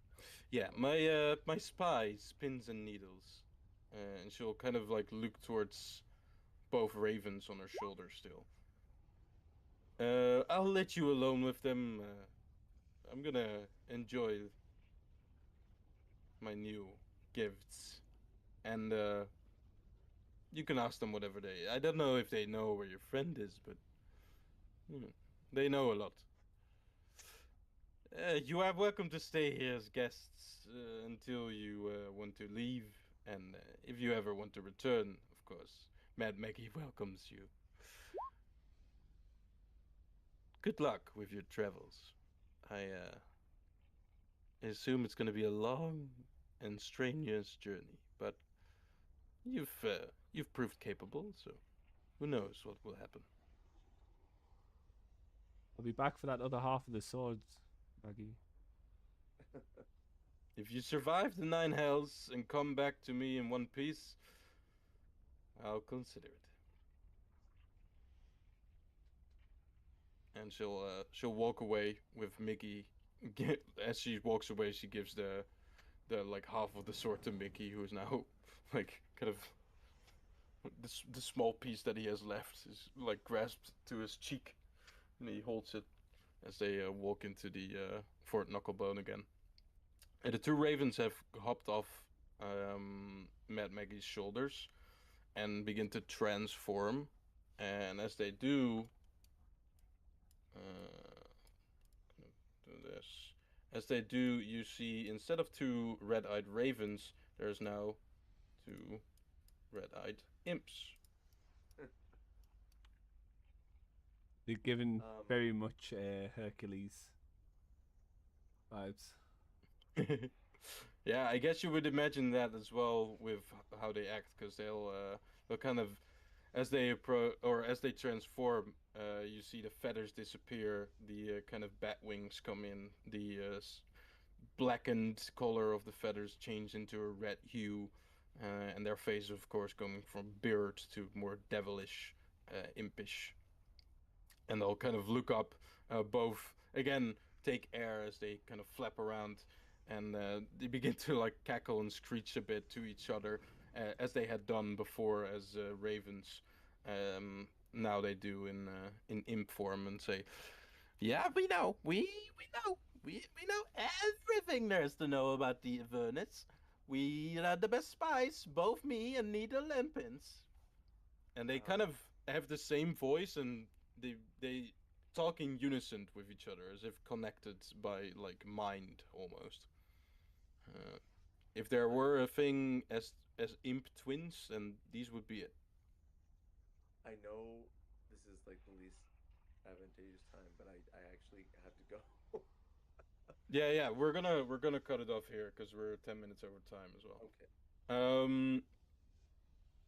Sunday? We'll get to know what needles and pins, or pins and needles. Needles and pins sounds so wrong. Pins and needles know of Bella or of anything else other than that. For now though. Hi, baby. I love the hold you're holding him in Gotta go. now. Gotta go after work, so I will. I will Oh. chat later, like on the Discord, about our Start time on Sunday. our new time if Yeah. possible. But I gotta. Yeah, there you go. Yeah, man. See you. Bye. Thanks for playing. All right. For anyone that's still watching the stream or has now watched through the VOD, I want to thank you for watching. I hope you enjoyed. Thanks, guys, for playing. It was nice to be back.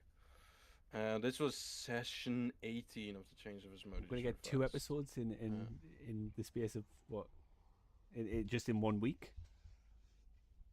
Because we're going to play Sunday as well. Yeah, because it's Sunday next Sunday. Yeah. Yeah, we'll see if that's possible. I'm assuming it is. I can play Sunday, so Luke, Yep. Phoenix I can. can do it. yeah. So we can start a bit earlier as well then.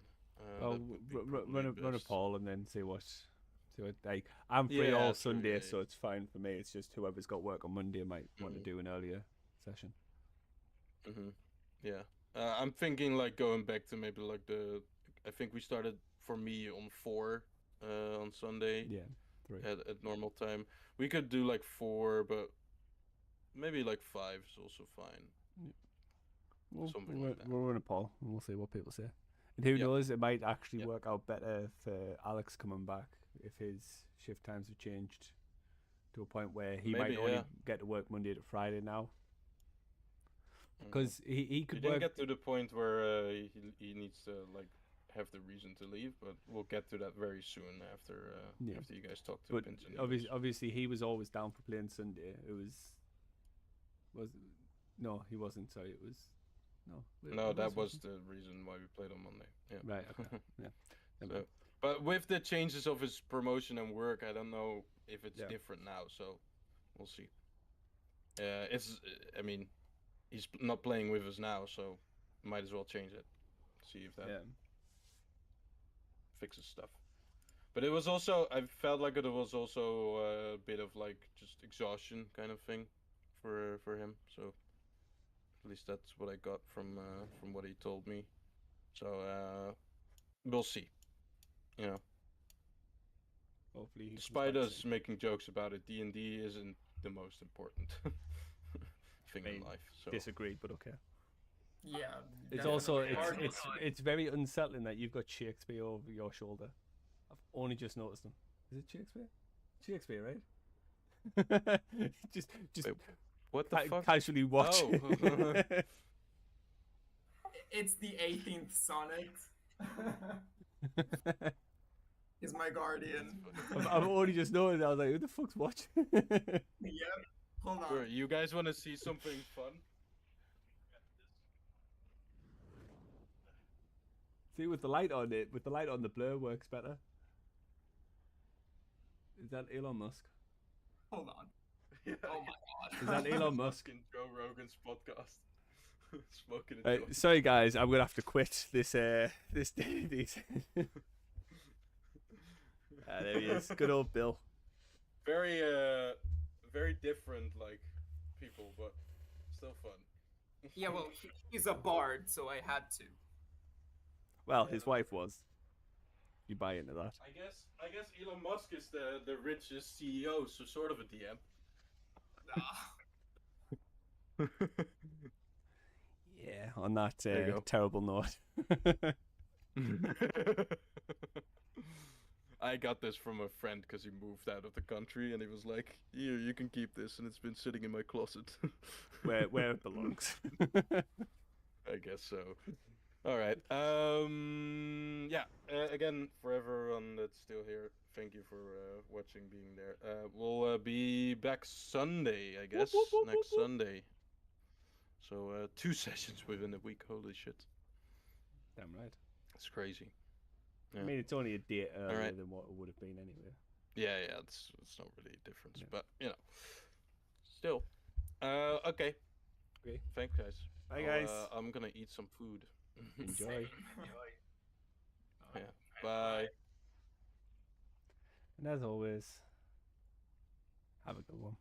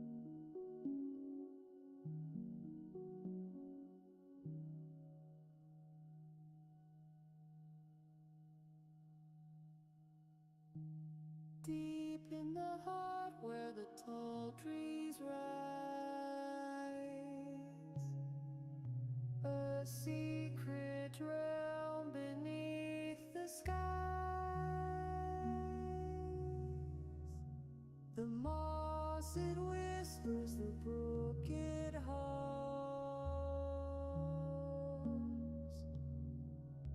A woodland song where magic drums.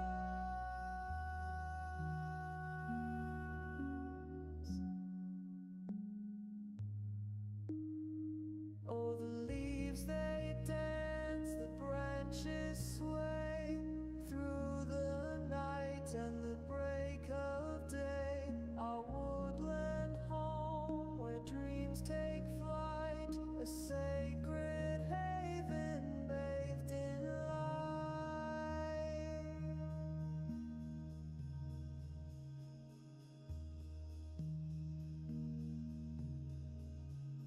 The mushrooms glow in a silver ring.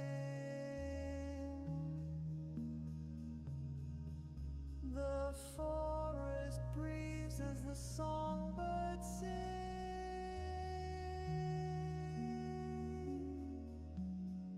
Roots rise